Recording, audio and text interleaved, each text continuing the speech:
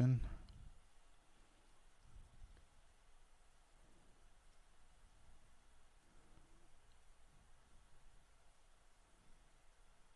Sweet.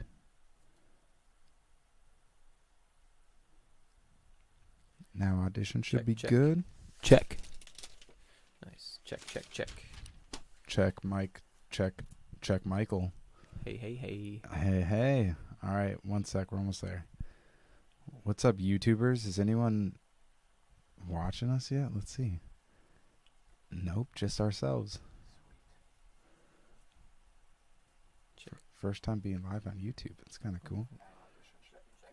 Oh, we don't need to hear that. All right, sweet. All right, Michael Johnson, what's good?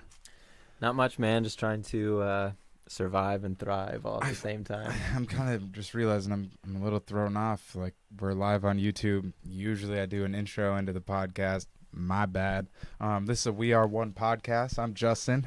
Today we got Michael Johnson back on the show. Hello. He's been with us before when we recorded with Andrew just a couple weeks ago. That podcast was fun.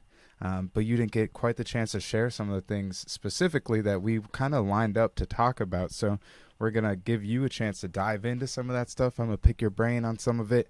And I look forward to getting educated by you. Oh, sweet. And I just learned today you are like actually an educator. Oh, yeah. You teach. What do you teach exactly? Just for context for people.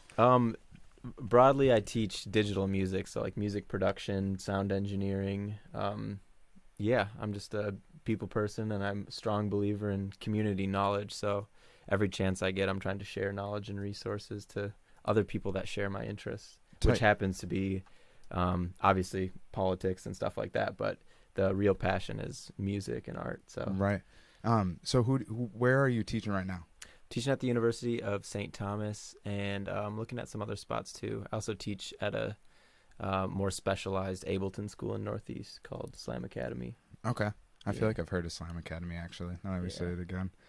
Sweet, dude. And so besides teaching digital music, recently you've kind of taken up like this journalism role, right? Like journalist role. Yeah. Is that something that you like see yourself falling into long term? Like, is journalism something that you want to pursue as some level of career or something? Walk me through that. Yeah, I actually graduated with a major in communications and journalism. So I'm a bit studied on the topic. I never went into it as like a career, but I've always had the passion for sharing information. Like I said, like if I know something and it's important to me, I really like it. Kind of burns inside of me, and I need to share it with people, especially matters of national security and the well-being of our fellow citizens, you know? Right.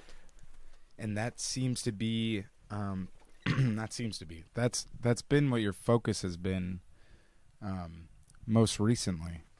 And that's what we're going to dive into today, is some of that, the matters of national security, election security, and like it sounds like specifically the corruption within the GOP and the Republican Party. Yeah, absolutely.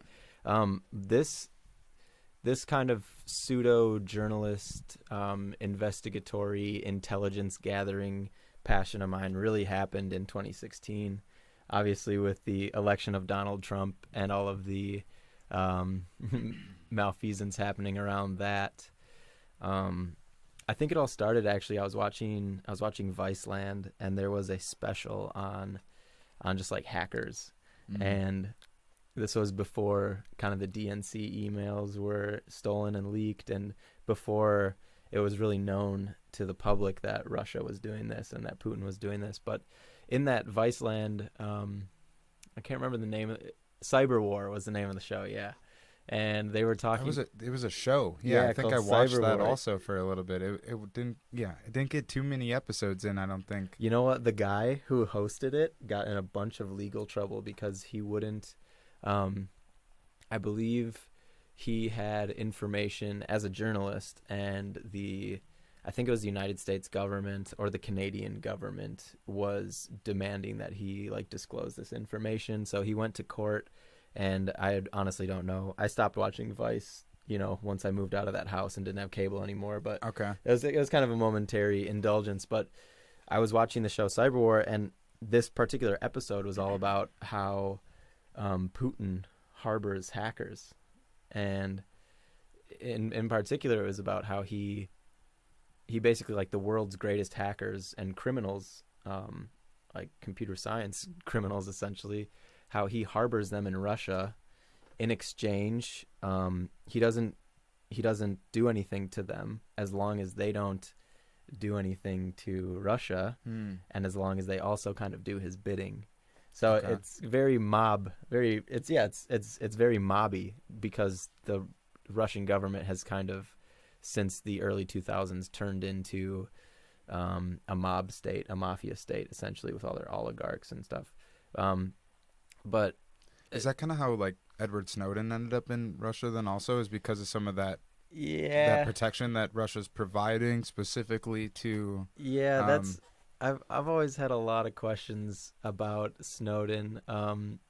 I certainly support his whistleblowing efforts, and I don't want anyone to think that I'm like anti-Snowden or stuff like that. But what I do know is that you don't live in Russia rent-free. And you don't live in Moscow rent-free. So either Putin was just so happy that Snowden just, like, detonated the United States government with his whistleblowing and those leaks, and he was just like, good job, live in Moscow.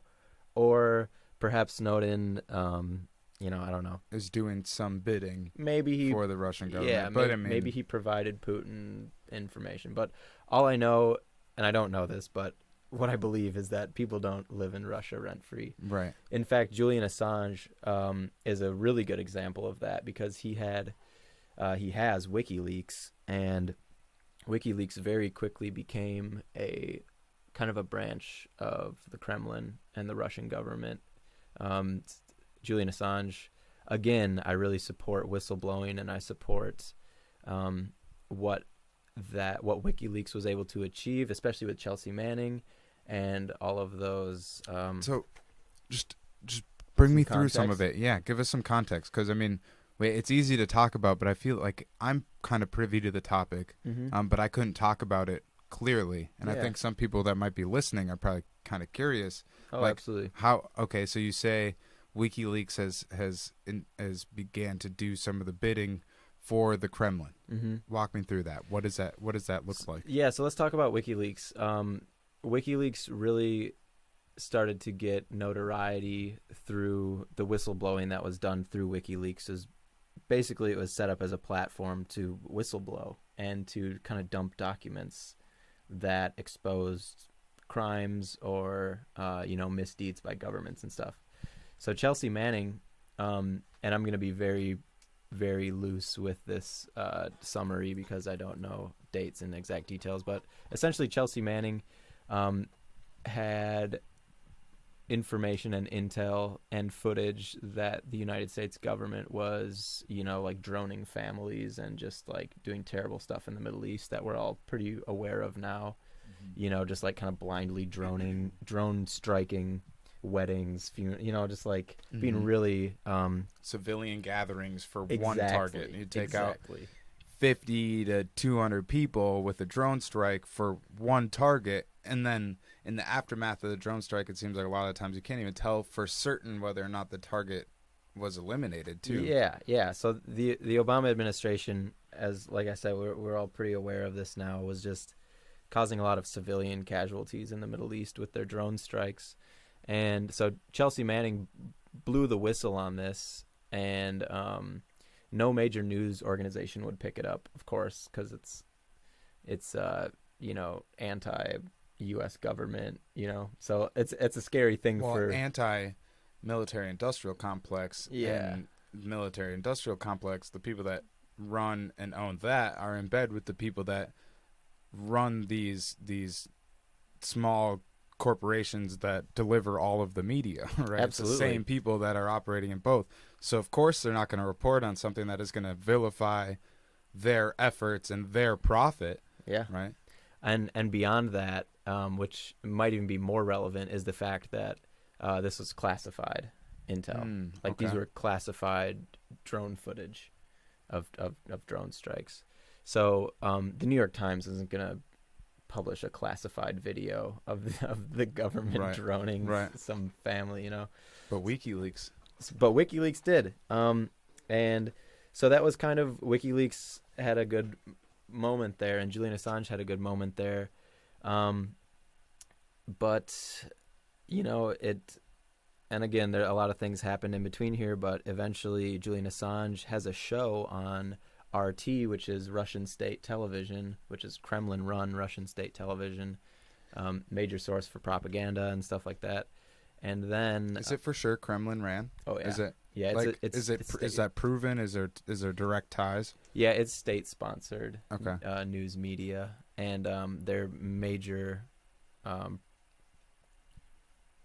exporters of just, you know, terrible propaganda that has been directed towards Russia's own people and outside of Russia as well. Mm-hmm. It's kind of like I'm not saying Fox News is state-run, but they're kind of the equivalent of Fox News when it comes to like bias and stuff.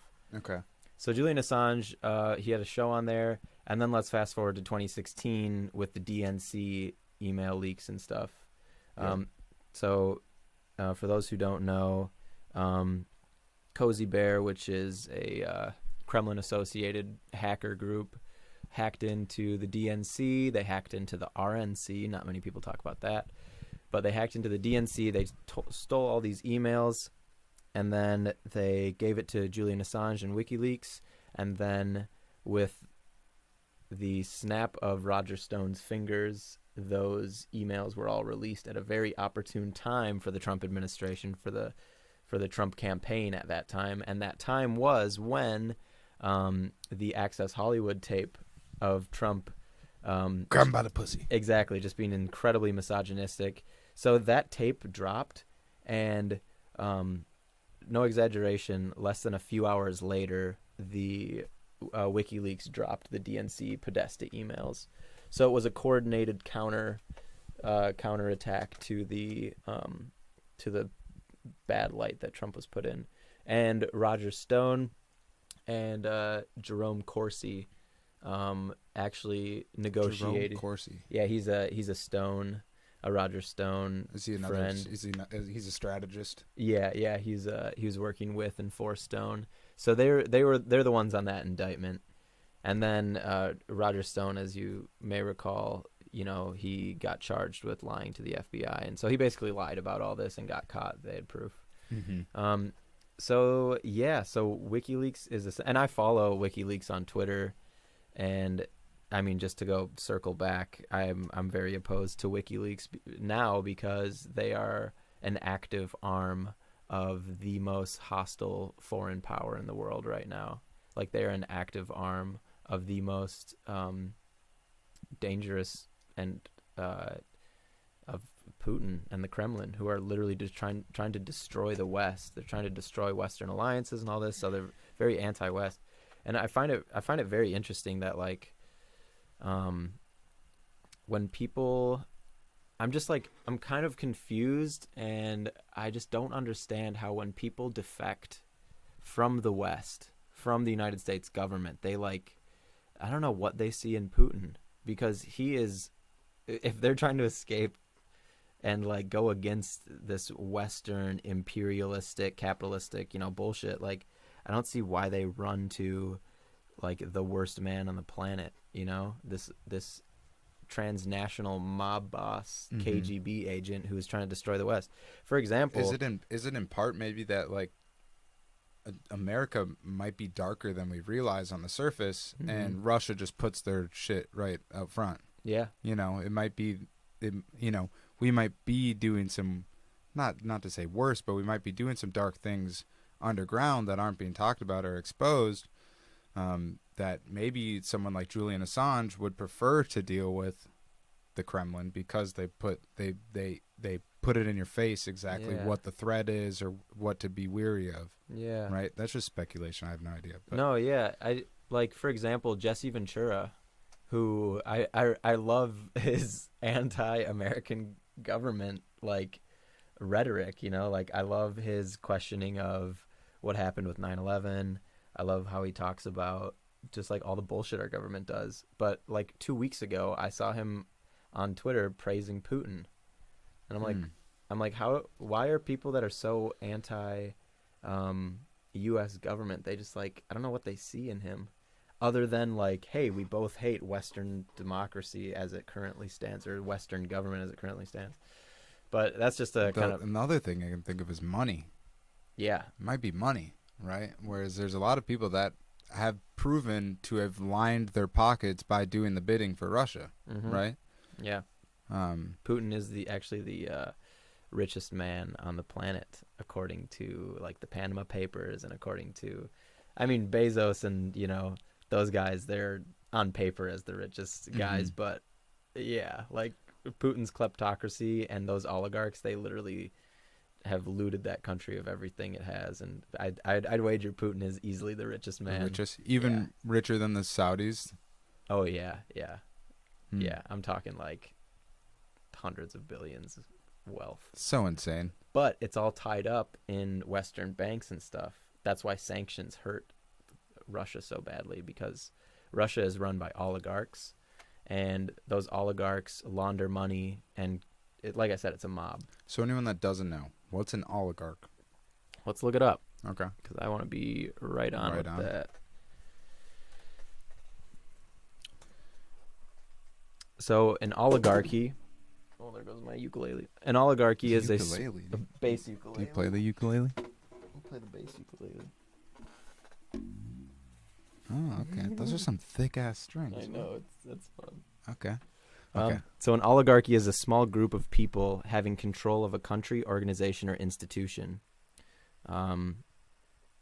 Yeah. So basically, a small group of people running the country, and where it is like a kleptocracy as well. Like, let's just take the Trump administration is an oligarchy. It's our government right now, the GOP. They're oligarch wannabes, and essentially what that looks like is you have people. Let's take the FCC, for example. The FCC chair, Ajit Pai, he was a former Verizon lawyer, and he comes into the FCC, and remember the net neutrality shit? Yep. Remember all that? Yep. That was a perfect example.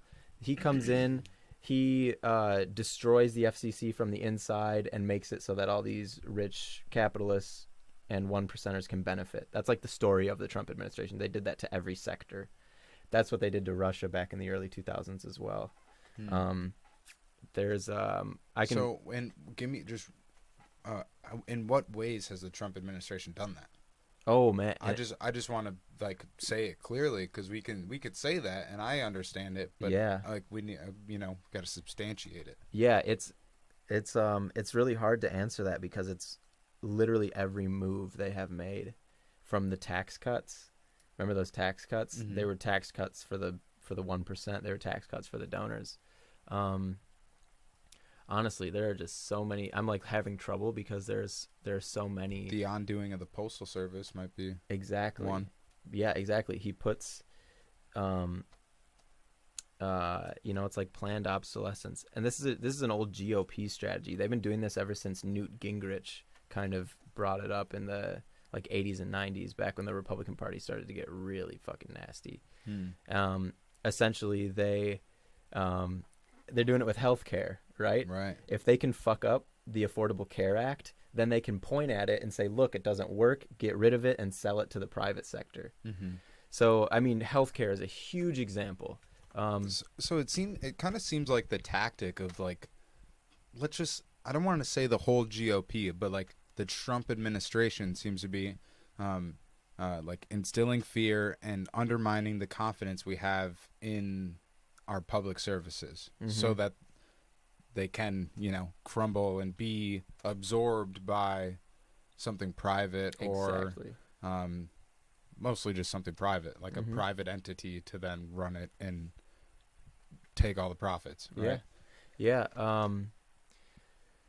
Like I said, like if you want to find an example of this, literally every move the Trump administration makes is with the purpose of either enriching the Trumps or enriching their donors and the GOP. And like I said, to just like paint what the GOP does, it's go in there, obstruct. It's obstructionism. They go in there, they obstruct, and then they point at it and say, look, it's broken. And then they dismantle it, and then they sell it to the private sector. And honestly, they do that with everything. They did that with they didn't exactly sell it to the private sector, but, you know, they like, one of the first things they did was fuck up the State Department. You know, that was...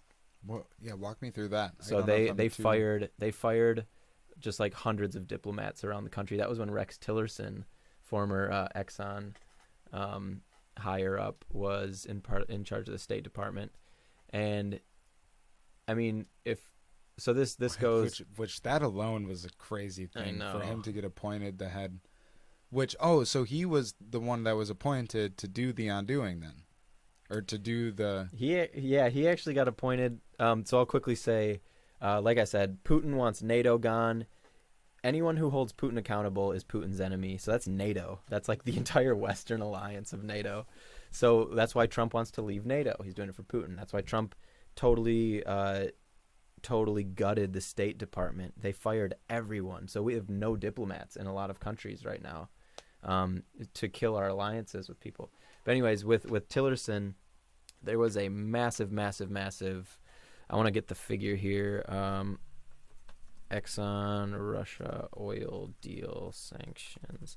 So when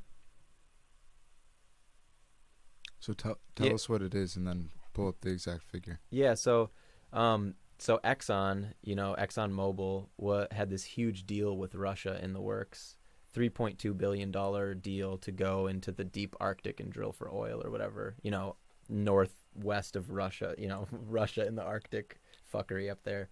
And then when Putin and Russia annexed Crimea, basically invaded Ukraine and stole their city when actually dang, there's so much context to everything.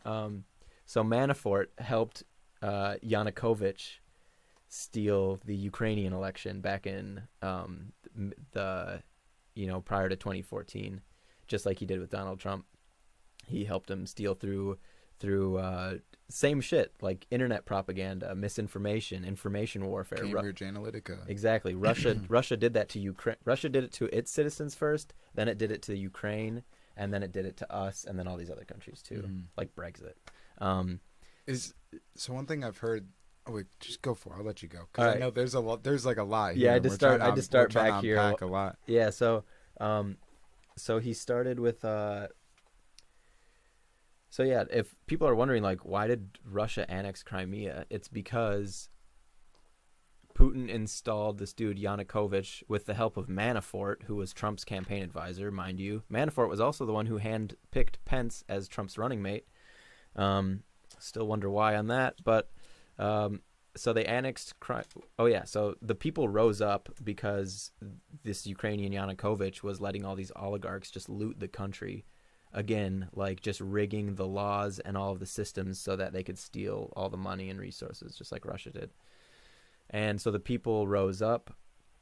Putin actually sent in, just like they're doing in Belarus right now, with whatever his name is. But there's with the Belarusian election right now, it's the same exact thing. Like dictators are trying to steal it. The people rise up.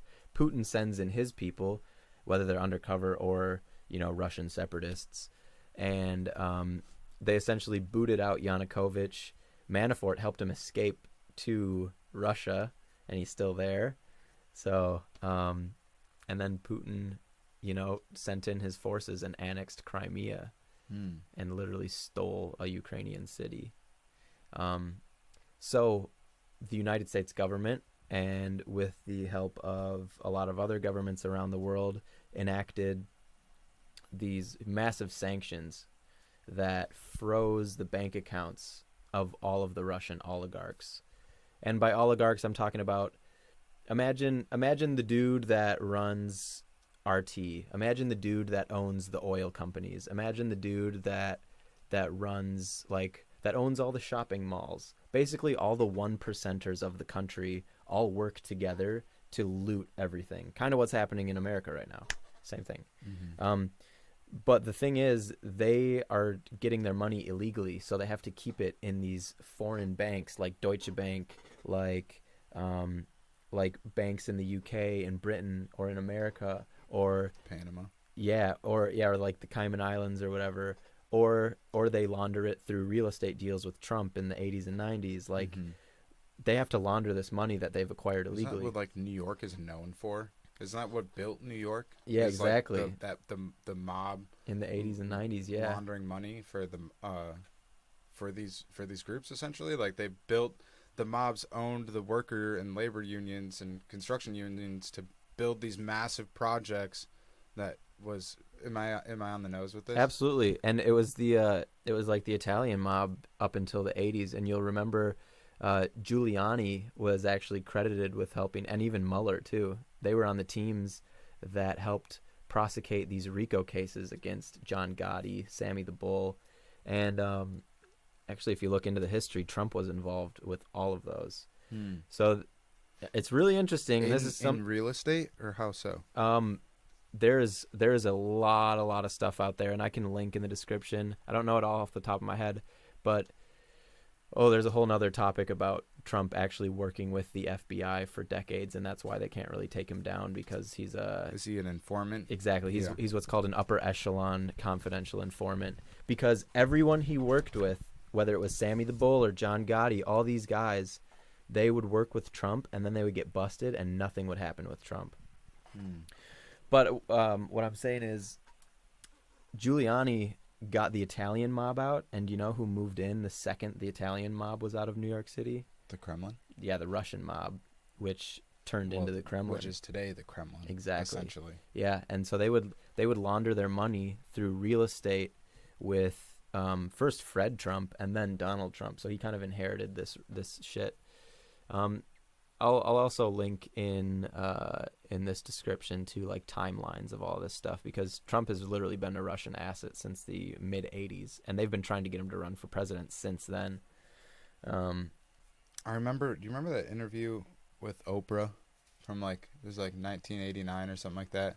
And it was like when he was asked like, would you ever consider running for president? And even back then, I remember his answer was even like, was starting to push that narrative to undermine the confidence in the system and the democracy and all these public services. Because he said if I were to run for president, something like, we should just pull it up, the exact quote, but something like we would have had to have really messed it up or something like that. Yeah, I'm gonna pull up this, because this was the first big act of Trump really doing the Kremlin's work. But you're right on the nose. In fact, Roger Stone was trying to get Trump to run for president since 1987. So that's why it's fascinating that he even got asked that question on the biggest talk show at the time. It's like that was like set up almost. Not to say that it was. That might sound super conspiracy, but it just would be the perfect question to ask for us to look back on. And and he announced it too. He keeps denying it, but he announced that he was running for president like 2 or 3 times before the 2016 election. So I'm gonna go into so the where we are now is I think pretty fascinating, because it's one of the questions I wanted to ask you. Is in your, we were talking before we started, like one thing that you have the advantage of is you're ahead of some of the information before it comes mainstream. And that's largely because of the people that you have seeked out to follow, the people that are plugged into these stories further than just like the mainstream news or like whoever. I was trying to think of some names. Like reporters. Pops. Like mainstream media or whatever. And so not only that, so you've done the work of seeking out the people to follow to get information before it gets to the mainstream, but also you have this like ability to piece together the information that you're reading and piece together the context that you might get from this guy here. You might remember something back from 2016, and you're like, I've seen you do this multiple times, but you're just like connecting the dots, and you're like connecting the dots for me even, and with a lot of the stuff that you've been putting out, where it's like I could read something and I could think it's like a crazy story, but then you show me how that goes directly in line with this other thing that we were talking about a couple months ago, and it's even more like, holy shit. Like, yeah, I've always been. I have a terrible memory, but I've always like these things just connect in my brain, and I've kind of always been that way. I've always wanted to be like an investigator and stuff. For example, like I don't know, like if you showed me if like Konstantin Kalimnik came up in the news for something, I'd immediately think like, oh, that was the guy that Manafort. That was the Russian spy that Manafort gave all that polling data to, that helped the Kremlin target specific voters with misinformation and shit, you know? Or, yeah, I don't know. I just love piecing things together like that. I think it's really important to bypass mainstream media with how we're consuming news. Like, it's a really dangerous game, though, because anyone can really claim to be a good source of information.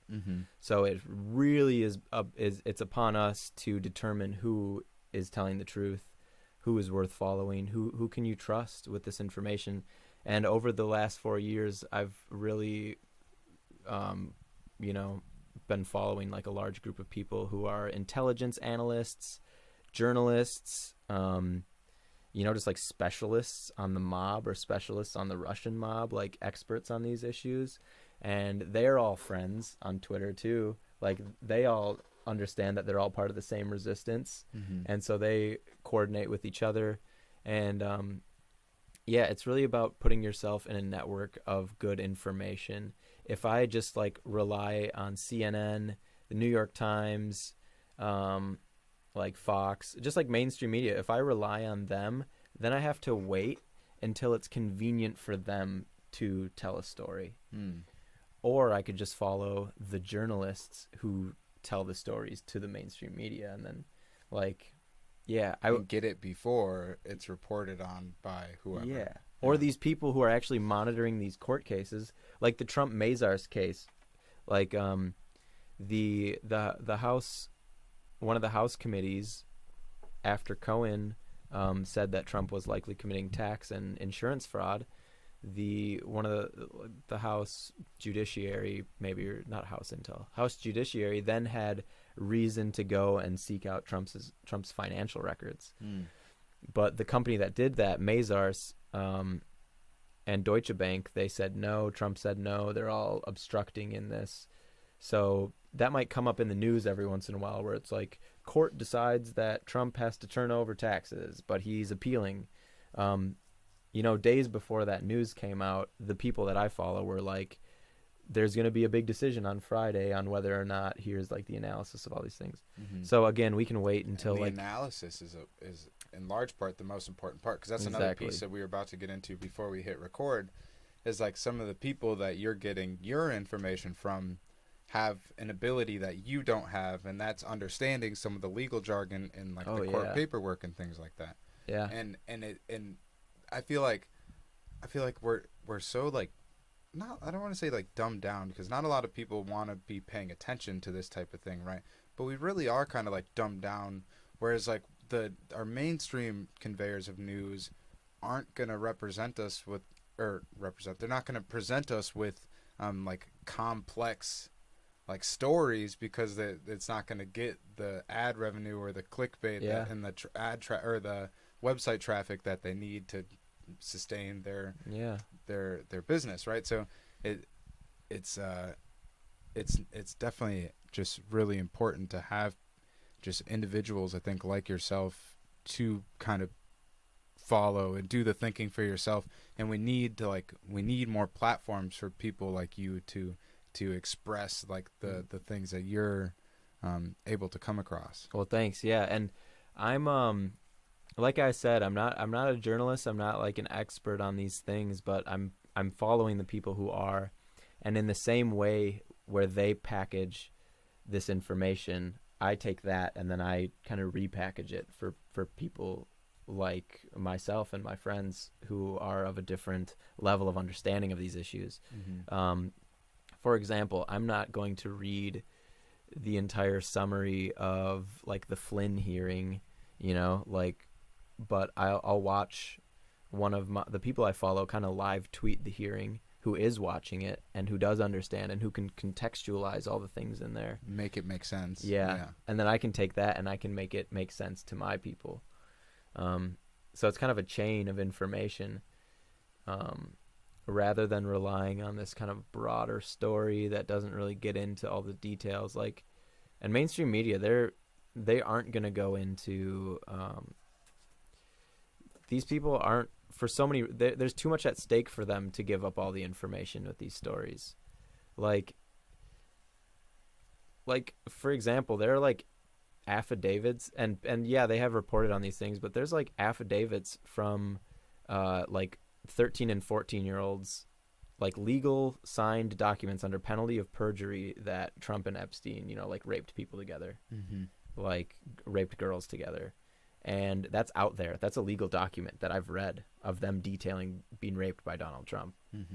Where is that story every day from every mainstream media? Why isn't that a story that's talked about every day? How have somehow through the course of 2020 we've forgotten that Epstein supposedly hung himself in that in that prison cell? Well, we just don't talk about it anymore. Yeah, I mean, so that's what I'm saying. Like the mainstream media organizations, they have to weigh their options. They have to weigh how they just have to, like, you know what I mean? Like, well, in the heads of them were probably on the island with Jeffrey Epstein and Donald Trump. Yeah. So like I don't know. They literally they play it like a game. They're like, will people care about this today or not? Is this relevant? Will this sell? Is this like, so I want people to follow people who don't have like money at stake, who just care about like the truth getting out. Can you give me some of those people to put, not right now, but to put into the show notes? Yeah, that'd be pretty cool. I think I made a status a few weeks ago. I can dig that up. Okay. Where I went and all the people I follow on Twitter. Cool. So I know I got a couple of things in my mind, but we're already almost like 40 minutes in, and we haven't even gotten to like what we want to be talking about, really, because like we said before, hold on, don't leave this page though. Okay. But we said before, like, there is just so much damn context. It's almost like we need to have like a series where we map it out from the beginning and provide all the context, right? Yeah. Because there is literally so much of it, and like one podcast episode really isn't going to give the full scope of it. We can try and express the full scope of it, but we can't really you can't go into the nuance, really. Yeah. I followed a podcast called Mueller, She Wrote, which was put on by Allison Gill, who is now exposed as she is. She was actually working in government at the time and was had her identity secretive. And was it Allison? Yeah. I just want to write it in my notes. AG was her pseudonym, but she was joined by two comedians, two brilliant women. So it was this podcast called Mueller, She Wrote, and they just tracked the whole Mueller investigation as it was going on. They're still going. They have the Daily Beans podcast.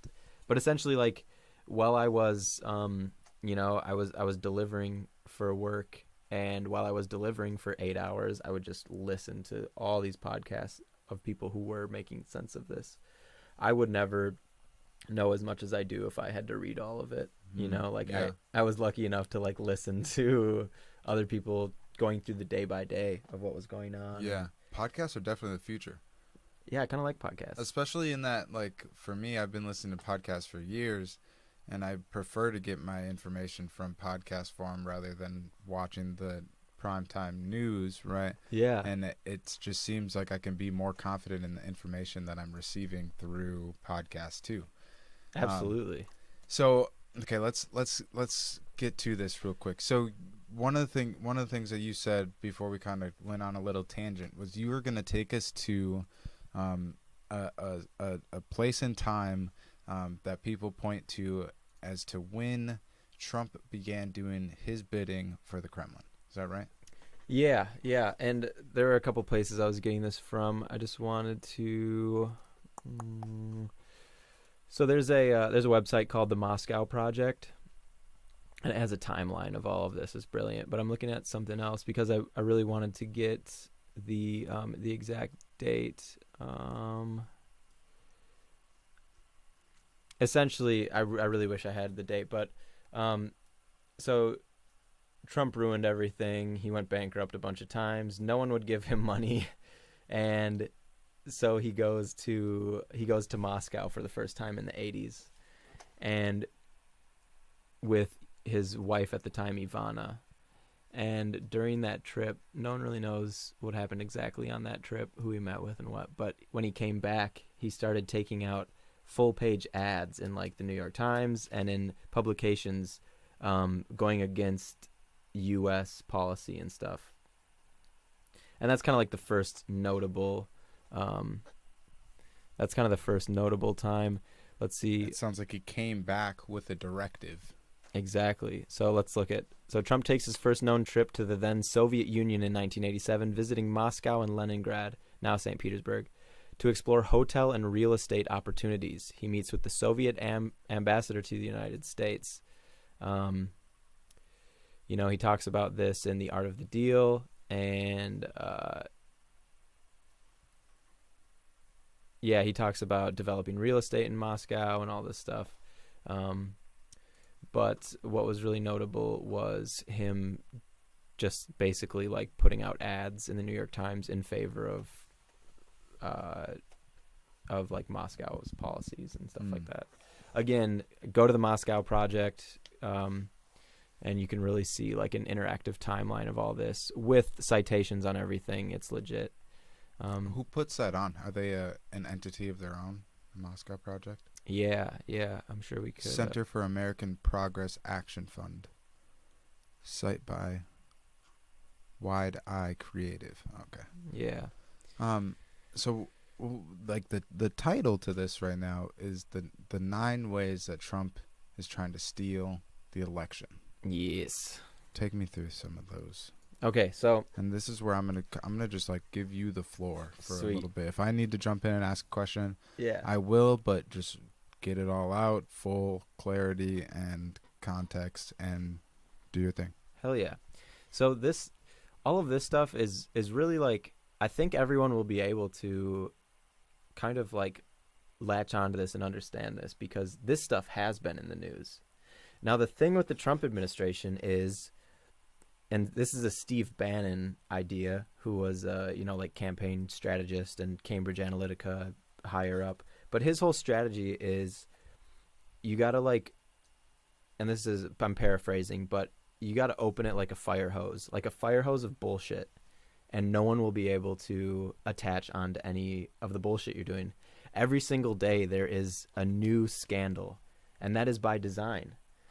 Like, if Trump has a huge case in court and that makes him look bad, you can guarantee that same day he's going to say something that pisses off America. Outrageous. Well, and people just expect that of Trump, for there to be some crazy headline of Donald Trump when they wake up, right? So anything that pops up is just like, it's normal now. Yeah. We expect it. Exactly. And it just bounces off them. Yep. And it's so brilliant because they understand what gets the people going. Like, for example, I can't remember. Sorry, that just reminded me of Blades of Gold. What was happening at the same time? I think it was maybe with some like Affordable Care Act stuff, but the Trump administration did some like terrible shit. Maybe it was child separation stuff, but to distract, whenever they get caught doing something, they do something to distract from getting caught doing that. Thus, the fire hose being opened and people not being able to focus. Because, say that Trump gets in trouble for the child separation policy, and then he says something like, "Oh, trans people can't be in the military anymore." That was a perfect example of that, because it was clear, because none of the army or anything like that, they didn't know that was coming, because it literally, they just did that to distract the public and piss people off and divert attention. So anyways, this stuff has been building up. What I'm about to talk about has happened all in the last 6 months. They've been doing things for 4 years, obviously, but in the last 6 months, these are the things they have done to essentially rig the election and attempt to just, have a massive coup of our all the while government and democracy, claiming that the left is staging a coup. Yeah, that's one of the 9. Okay. Yeah. Okay. So, well, take me through. I'm gonna shut up. Yeah. No, that's just a great example of projection, right? and to address that quickly, if they accuse... Sorry, don't mean to cut you off, but I was just thinking, like, in part, there might be a base to the claim, right? Whereas we have seen, like, somewhat an overtaking of some of our institutions by these radical left, far left idealists or ideas. And so, and it's might be easy to point to some of these things, like specifically like some of the universities, right? Like Evergreen, for example, like in the way that Evergreen and the Brett Weinstein situation, how like, I wish I could explain more of what I'm talking about, but I think some people feel like there is truth to that claim, which I'm not one to say whether or not there is. Yeah. But yeah. No, that is what makes it work, is that it's slightly believable. That is one of the most important pieces of propaganda and an active measure, which is what the Soviet Union and Russia, that's what they're called, active measure campaigns. For example, and a lot of people don't know this, but look it up. The idea that the United States government was giving black people AIDS, that's just like one of the most popular conspiracy theories. And like a lot of people genuinely believe it. That was actually a Soviet active measure campaign.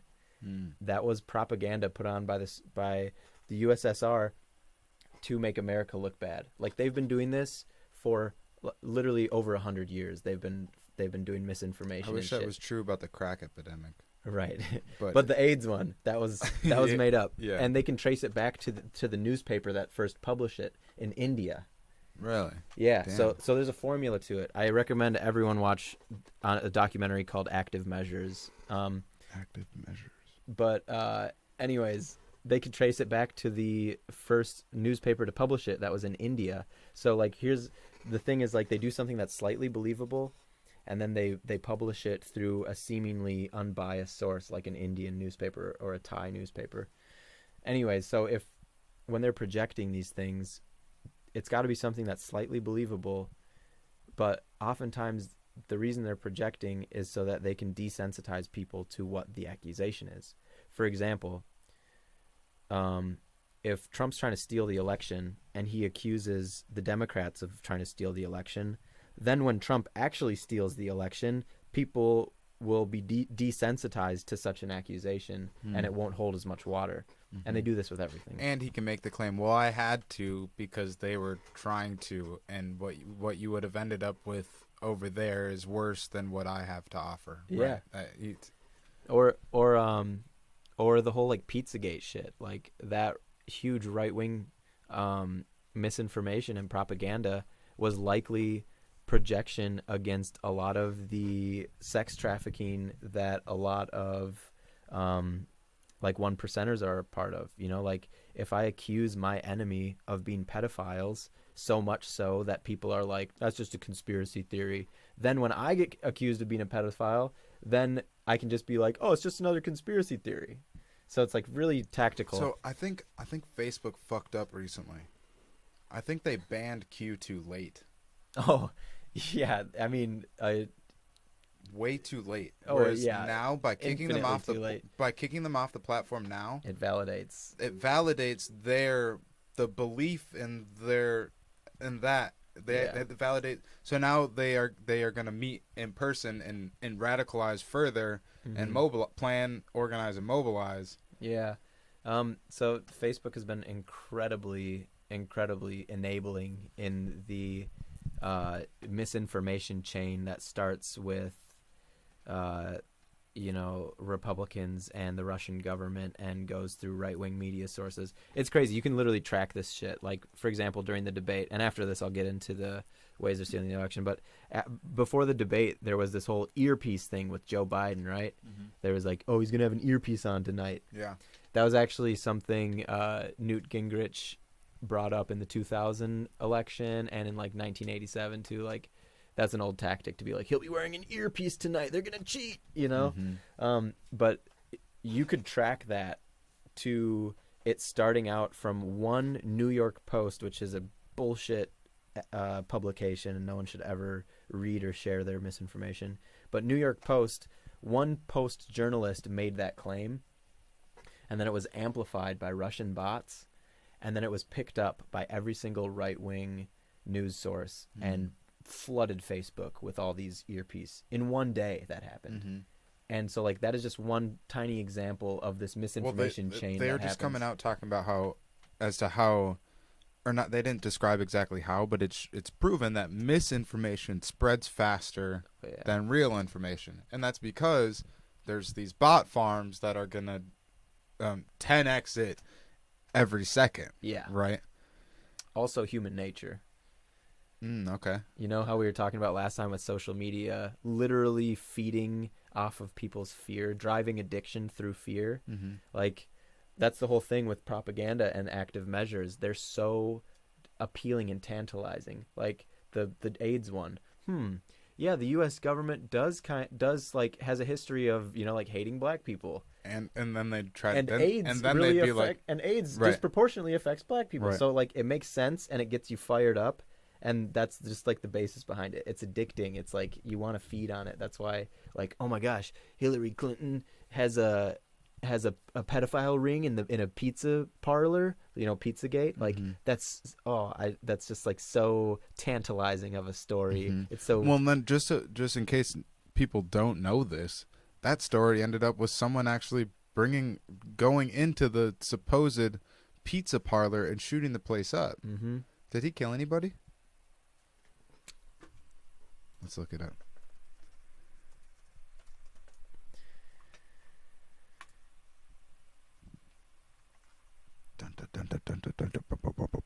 No one was injured or killed, but someone came with a gun with the intent on harming people. But that's just at Comic King Kong Pizzeria in Washington, D.C.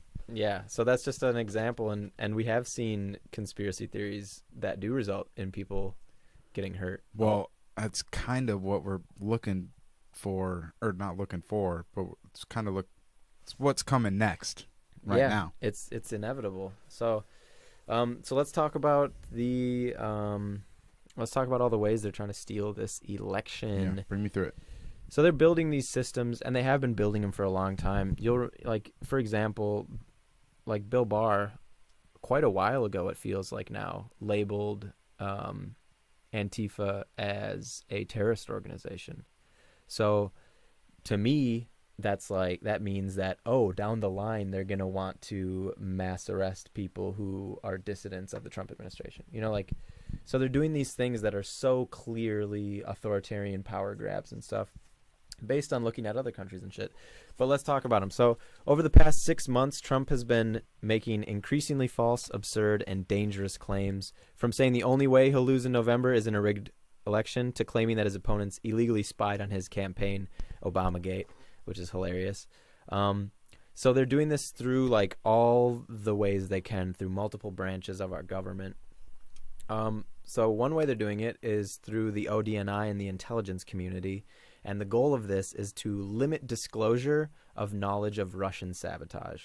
And for the record, if you read the Mueller report, if you read the bipartisan Senate Intel Committee report on Russian interference, if you read literally anything about this, the conclusion is that the Trump administration teamed up with Russia. They did these things on behalf of the Trump administration. The Trump administration knew, like, anything that says that it's a hoax is just bullshit. And they were very successful in making it look like bullshit. So the Office of the Director of National Intelligence, or the ODNI, led by Trump loyalist John Ratcliffe, he canceled future in-person briefings on election security issues to the Congressional Intelligence Committees. That was maybe less than a month ago. Instead, the ODNI will provide written briefings only. So what does that mean? That means, like, our Congress members who we've elected to protect us, like the people that sit on the House and Senate Intel committees, they get briefed by our intelligence experts. Trump essentially canceled those. So we are kind of flying blind. So even our people that are sworn to secrecy aren't really aware of what's going on with our election being hacked right now. So the change came after a classified briefing in which top counterintelligence official Bill Evanina told House members that Russia is again trying to boost President Donald Trump's re-election and denigrate his opponent, Joe Biden. Trump was enraged after details of the briefing leaked to the public, revealing that his own administration intelligence officers contradict his repeated assertions that Russia is not interfering on his behalf. And a reminder, Trump fired the previous DNI, Joseph Maguire, after learning that one of Maguire's staff members gave a 2020 election security briefing to the House Intel Committee. In the briefing, Maguire aide Shelby Pearson alerted committee members that Russia was interfering in the 2020 campaign in an effort to tip the election in Trump's favor. So, again, like, anyone who points out that Trump is teaming up with Russia gets fired. And they're trying to now obfuscate that whole chain of intelligence, which it is so important. Like, our intelligence agencies, yeah, they fuck up. Like the FBI, the CIA, they fuck up a lot, and it causes terrible things when they do. But, like, intelligence and truth, or I should say, intelligence is pointless if there isn't truth behind it. We have to be able to entrust. These experts have to be able to trust the intelligence. For example, we invaded Iraq off of false intelligence of WMDs, and that caused a endless war. Mm-hmm. Like, yeah, so that's the importance of it. Let's move on to Customs and Border Patrol. I imagine we'll be familiar with this one because the CBP is who they've been. I'd say the CBP is very close to, like, the Trump secret police. You know what I mean? They're very comparable to, like, the SS and, like, Hitler's SS and shit. And I can even kind of point at when that happened. When Trump took over, they lowered literally all the standards for anyone working in Custom and Border Patrol. If you'll recall, maybe a year ago, there was a story that over half of all of the Custom and Border Patrol members were part of those incredibly racist Facebook groups. Remember that? Yep.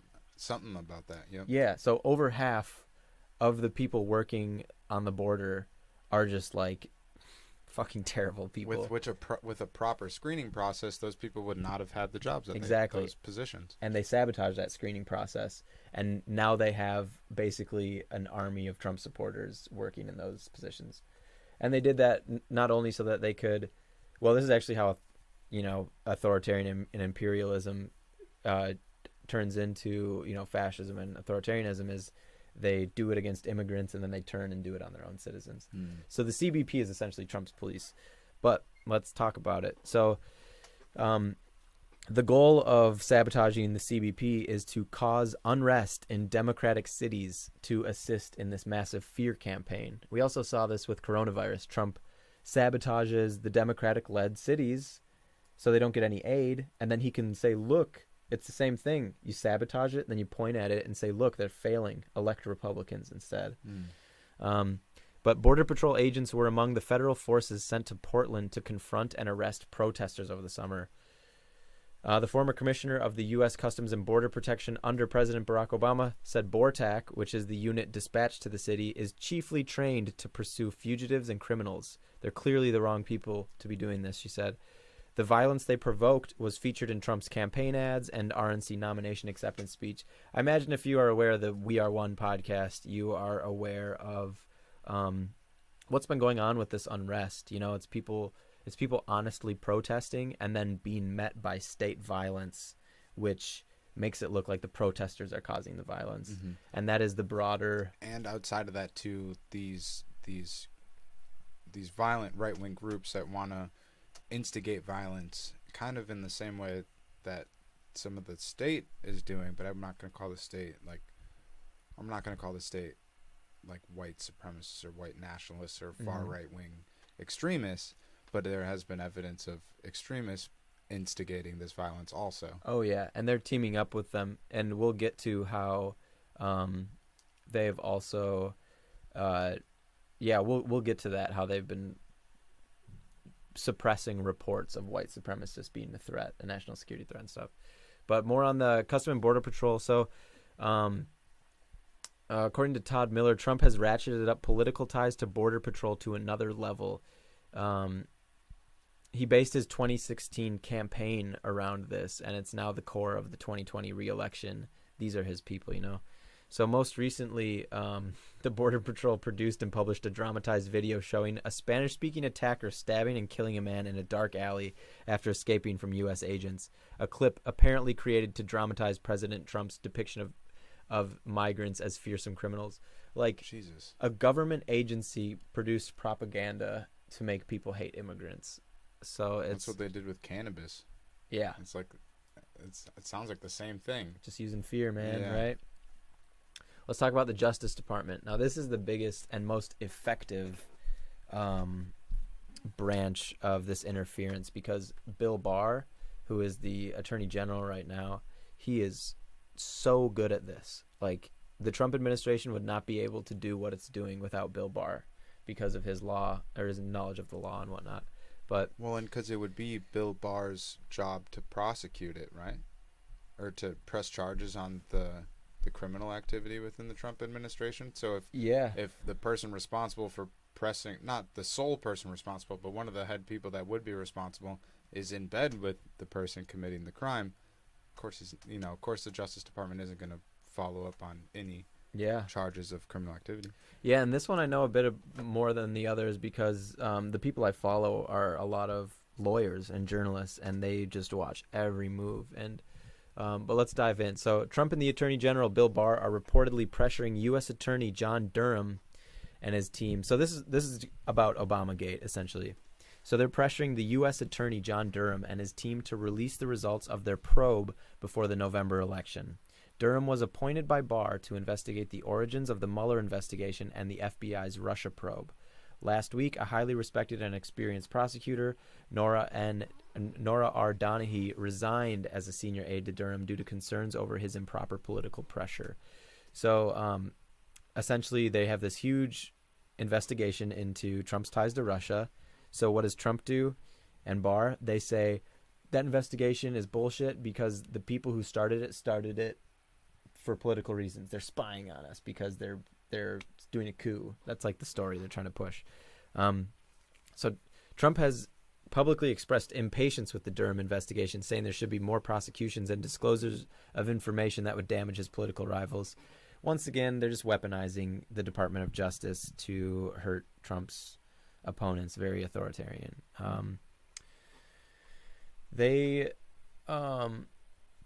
It was really frustrating. I was waiting for literal year and a half for the Mueller report to come out, and it was about to expose so much stuff. And first, Barr redacted the report very unfairly, and he redacted it in a way that it covered up just some insanely vital information. And I'll just describe one of those pieces of information. Before 2016, Putin was talking about, was literally using the words information warfare and how he was enacting information warfare against the United States. That was a quote from Putin that was in that report. Now, Bill Barr redacted that. So he redacted a hostile foreign leader declaring war on the United States of America. What does that mean? Well, people are always like, charge him with treason and stuff. But the legal capital T treason is aiding and abetting a foreign power that is at war with the United States. So people can say, like, no, Trump didn't commit treason because we're not at war with Russia. But we have Putin saying that he's at war with us. It's just not war in a way that we've defined it before. Information hybrid warfare, you know? So these are the kind of things he covered up. So Barr redacted all this shit. And now, actually, like last week, the DOJ released a lot of redactions, which is why we know about this now. I recommend going to Eric Garland's Twitter, and I'll link to that as well. But he read through all of these redactions, and the things they covered up is just disgusting. But then on top of that, at the beginning of the Mueller investigation, Rosenstein, who was the deputy attorney general, after Sessions recused himself at the beginning of this, Jeffrey Beauregard Sessions had to recuse himself because of his Russian ties. So Rosenstein was in charge of it at that point. People were kind of like rooting for him because he kind of seemed like a good guy, but turned out he was another fucking GOP operative. And he totally handcuffed the Mueller investigation. He made it so that they couldn't investigate certain things. They couldn't investigate financial ties to Russia. Just all this shit. And then, so from the Mueller investigation, that stemmed dozens of other investigations. Because Mueller would come across something like, oh, the evidence of money laundering. So then he would give that investigation off to a team. Dozens of these little Mueller teams. And Barr has been and had been shutting those investigations down. So he very successfully squashed dozens of investigations into Trump's crimes by the Department of Justice. Now, the FBI, really interesting, the FBI was able to have an investigation in secret called the counterintelligence investigation that McCabe, who after Comey was fired, when James Comey, the director of the FBI, was fired by Trump when he refused to pledge loyalty, that's when the FBI started a counterintelligence investigation to see if Trump is a Russian asset. Now, McCabe was then in charge. They fired McCabe, but McCabe was able to hand off the investigation and kind of put it into secrecy. And those findings recently came out in that Senate Intel report, that 1,000-page Senate Intel report. But anyways, like Peter Stork, who was smeared with Lisa Page by the Trump administration for those text messages and shit, they were the ones in charge of this investigation into counterintelligence. And Peter Strzok actually just put out a book called Compromised, like saying he's an asset and shit. But anyways, they're weaponizing the Department of Justice. So there's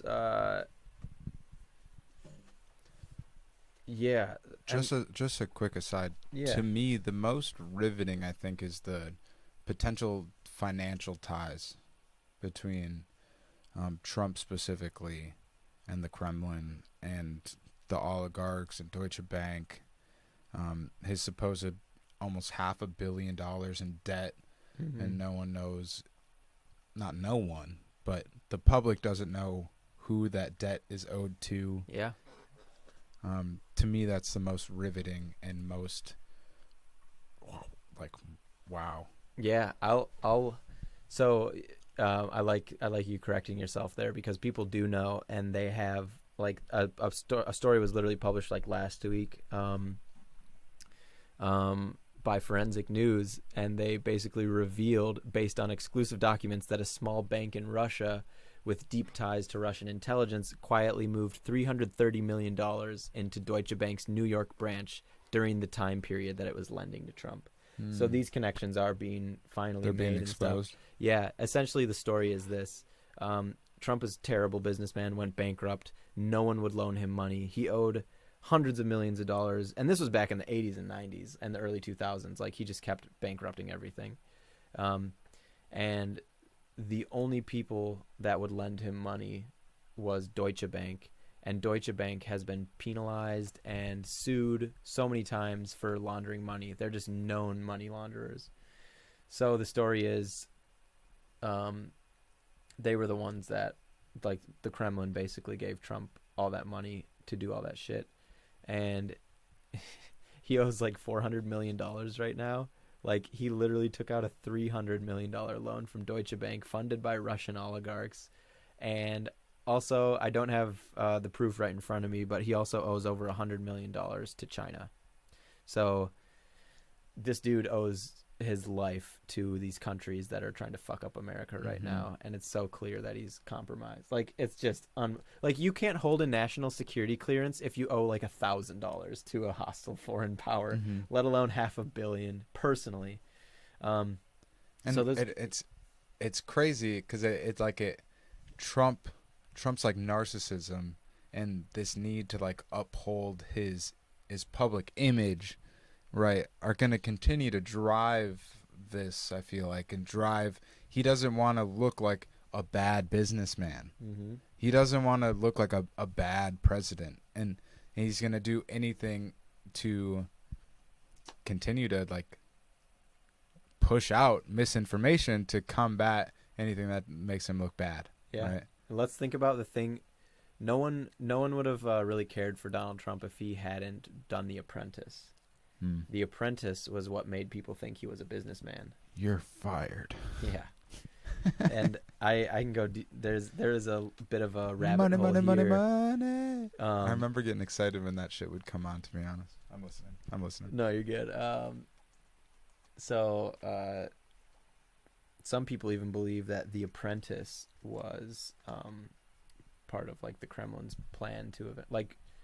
A lot of people believe, with good reason, that Putin has been trying to get Trump elected as president for a long time. Well, if the ties go back to Fred Trump and the Italian mob and then the Russian mob and now the Kremlin, and Donald Trump inherited all of that, I would not be surprised if he has been groomed since he was a young boy to be in this position that he is now, to completely undermine Western. It's the greatest intelligence operation that's ever happened. Like, the Kremlin, they're so good at what they do. But anyways, the dude who produced The Apprentice is actually has like pretty decent Kremlin ties. So some people believe that The Apprentice was actually a plan to convince the American public that Trump was an electable leader. And I'm kind of on that boat. Based that on might be part of it, and it at one point in time made him a shit ton of money also, and essentially saved his empire at one point in time too. I was reading recently. Yeah. Empire. I mean, how can it be an empire when you owe the cost of all your assets still, you know? Yeah. People all you need to do is just look into his business dealings in other countries, like in Azerbaijan, like Azerbaijan. Yeah, they basically just like, I don't know. I just implore people to look at the things Trump has done in Eastern Europe, like just his projects in other countries. Like, he goes to other countries and just launders money for oligarchs from different places. Let's keep moving, though. Let's talk about the CDC and the FDA. So this is what everyone should be pretty well aware of. They're really trying to like rush the coronavirus treatments to save his election chances. Like, they're trying to put out a vaccine before the election. They keep promising that. They keep trying to like say that it's not a big deal. They keep trying to gaslight the entire country. I don't think I really need to go into that one because they're weaponizing the FDA and the CDC in a very obvious way that we can all kind of see. And it's pretty relevant with coronavirus. A little bit. So, because it's easy to say, right? And it feels right, but I still just want to substantiate it, at least to some degree. Oh, totally, yeah. So at the end of March, the FDA issued an emergency use authorization, an EUA, to allow hydrochloroquine and chloroquine for coronavirus COVID-19 treatment after weeks of pressure from Trump. For instance, 8 days before the emergency use authorization, Trump tweeted that hydrochloroquine and some azithromycin could be used, one of the biggest game changers in the history of medicine, and should be put in use immediately. So ultimately, the FDA revoked its EUA in June after more evidence revealed hydrochloroquine can cause serious cardiac adverse effects. So that's one example of them just like getting pressured into approving a dangerous drug just because Trump's cronies supported it. And if you can look at Bolsonaro from Brazil also doing that exact same thing. So the FDA again caved to political pressure when it approved the expanded use of convalescent plasma to treat COVID patients. The night before the Republican National Convention, despite concerns over plasma's effectiveness, Trump called Dr. Francis S. Collins, the director of the NIH, to tell him, "Get it done by Friday." When it wasn't, Trump took to Twitter to accuse those at the FDA of being part of the deep state, withholding an approval to delay the answer until November 3rd. The next day, the FDA announced its approval. So again, we have Trump totally interfering with an agency that is a non-political agency to aid in his election stealing. So he basically pressured the FDA by saying that they are trying to influence the election. And so to prove that they're not, they caved. Finally, and most obviously, Trump has pressured the FDA to approve a coronavirus vaccine before the November election. Experts across the board have said that there is no way our government and existing infrastructure will be ready to distribute, administer, and track doses by November. Yet, during the debate, he was saying, and during our military is in place. Yeah, they were saying it's ready. Let's talk about the Department of Health and Human Services. Again, we're going over different agencies that Trump is using to corrupt the election. So the Department of Health and Human Services, they're using that. They're trying to convince the public that the pandemic is gone. So this is really shitty. This should have pissed a lot of people off, and it was in the news for maybe a day. I saw it like in the morning, and then it was gone. That's kind of the story of. I mean, that's the issue right now, right? Is that the news cycle happens so fast, nothing substantial is able to be like maintained long term, right? Yeah.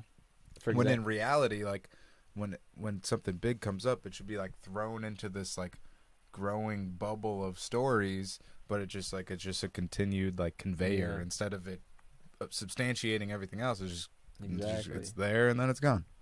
For example, the Trump tax story that exposed that he owes hundreds of millions of dollars to foreign countries, that was exposed to the public, and then boom, Trump gets coronavirus, and no one's talking about it anymore.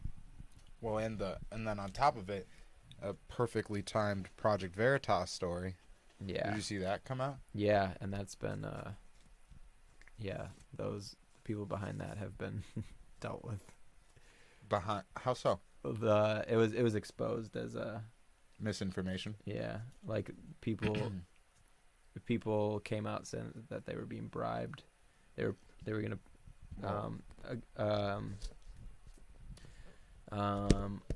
I don't really know enough off the top of my head. A dude came out saying that he was offered $10,000 to make those claims, and when he got caught, he came out and like admitted to it. I can link to that, but yeah, again, just more. Yeah, just one story after another. Just people can't focus. And that's just that tactic of, okay, something comes out, let's counter it and boost it with the bot farm and eventually, I don't know, in that situation, like the Trump's base isn't going to look past like that Project Veritas headline. That's all they're going to talk about, and then they're just going to make excuses for the tax records that came out. Whereas they're not. Now then, I don't know. Yeah, keep going. I'm fumbling. Yeah, it's we gotta like learn from the past and try and predict what they're gonna do in the future. For example, the Kremlin just had incredibly damning stuff on the DNC by hacking their emails, right? But if they're smart, which they are very smart, they didn't drop everything they had. They still have blackmail. They still have stuff that they're probably going to release as their own October surprise. Like they probably have some really nasty shit that they're going to drop that they could have dropped in 2016 but holstered. So just like we're just expecting that, you know? Well, that's one thing we kind of missed earlier, or we kind of skimmed past it earlier. We were talking about like the Clinton emails and the DNC emails, but at the same time, WikiLeaks also had RNC and GOP emails, and I think that the question should be like, why weren't those released along with the DNC emails, right? Yep. So to clarify, I don't know if WikiLeaks, and I'll clarify what I stated earlier. I don't know if WikiLeaks had the RNC. The Kremlin did. The people who hacked it did. Remember, the WikiLeaks was just the Cozy vehicle. Bear. Yeah, WikiLeaks was just the vehicle. So yeah, I mean, because the Kremlin, they wanted to destroy one party and then build up, make the other party their pet. Oh, okay. So you get for example, say you and I are running for election. They find blackmail on both of us. It'd be stupid to release both blackmails. Like they release the blackmail on me to destroy me, and then they hold on to the blackmail. They tell you about it, of course, so that you belong to them now. Right. So that's what they did with our two parties. And honestly, the GOP had already been in bed with Russia. I was just reading stuff today about how they kind of helped Putin annex Crimea and not like put sanctions on him and shit. But anyways, so yeah, this was the Department of Health and Human Services. This really pissed me off because I don't know. This one was just like so much taxpayer money. But anyway, so the DHS is bidding out of a more than $250 million contract to a communications firm as it seeks to defeat despair and inspire hope about the coronavirus pandemic. Among the goals of the contract, sharing best practices for business to operate in the new normal and instill confidence to returning to work and restart the economy.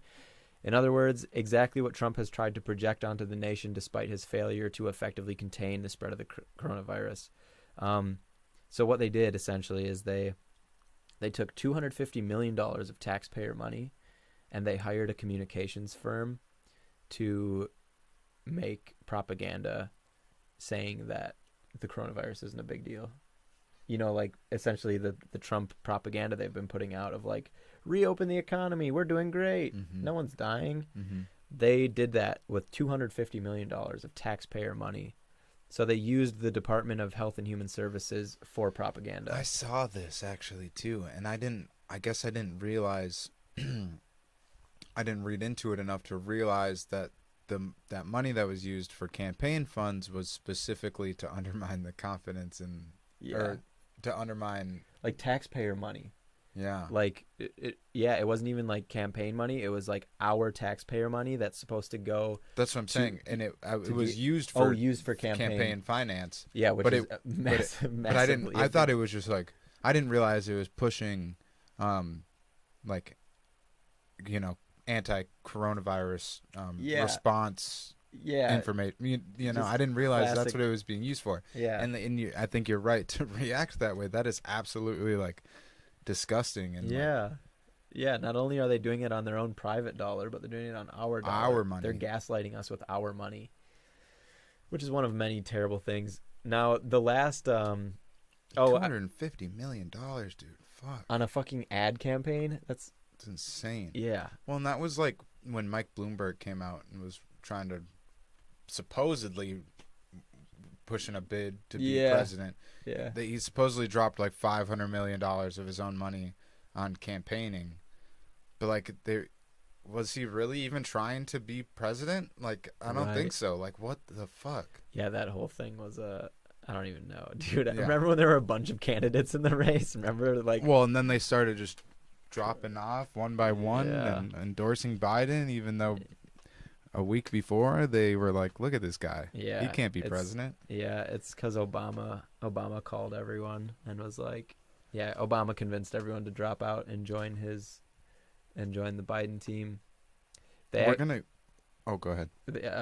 Real quick. I mean, Obama did some neat things and is all right. And he also did some not so cool things, but he kind of sabotaged Bernie's campaign. He got the DNC to like literally there are reports of phone calls he made to turn the DNC against Bernie and shit.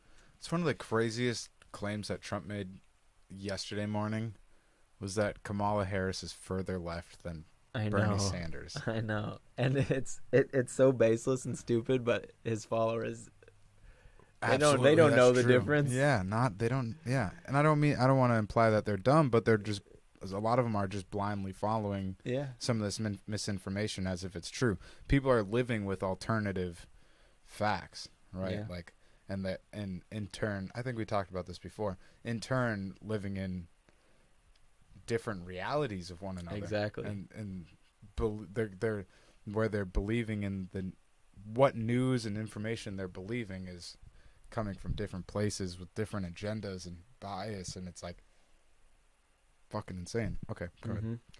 So this next agency that the Trump administration has been using to steal the election, so this one, everyone pat yourself on the back because everyone already knows about this one. It's the U.S. Postal Service. Good job. Like, honestly, if you don't know about this situation, then I mean, this has been very popular in I think pop culture. I think a lot of people know about it, but they still don't understand it, right? Yeah. As to what so one thing we hosted like one of our like discussion in-person group discussion things, and the topic and a large part of it was about the U.S. Postal Service, and it was like history of how the Postal Service came to be, how it supports itself, how it's been undermined since like what was it, like 2004? Yeah. The what was it? I can't remember what it was called. I wish I could recall things as well as you do. Good job, dude. High five. But it was something that was passed through Congress that made it so the U.S. Postal Service has to pay 75 years into the future of employee benefits. Yeah. And I believe that. And that was the beginning of the undermining of the U.S. Postal Service. And the U.S. Postal Service is intended to be a self-sustaining public service. Yeah.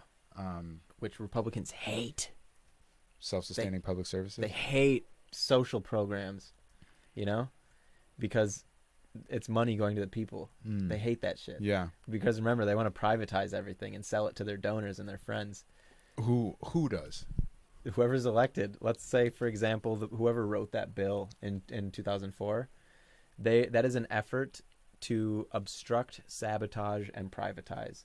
Because if you make the USPS pay those pensions, then on paper it looks like they're losing $75 million a year or whatever. When in reality they're profiting, but they have this massive fund of money that is supposed to support employees that don't even exist, and is kind of counterintuitive to, like, it just I don't know. It there's a dissonance there that like doesn't really make sense. Yeah, honestly, and I'm not clearing Democrats in this at all. Like, Democrats have their fair share of bullshit. Right. That's what I was trying to say before. We're gonna get to that. A little bit towards. So when the I end. shit on Republicans, trust me, I shit on Democrats too. It's more just like capitalists. Our capitalist-driven government is fucking us all over right now, and so let's like break down real quick. So you have a politician, usually Republican, getting paid massive amounts of money by donors. And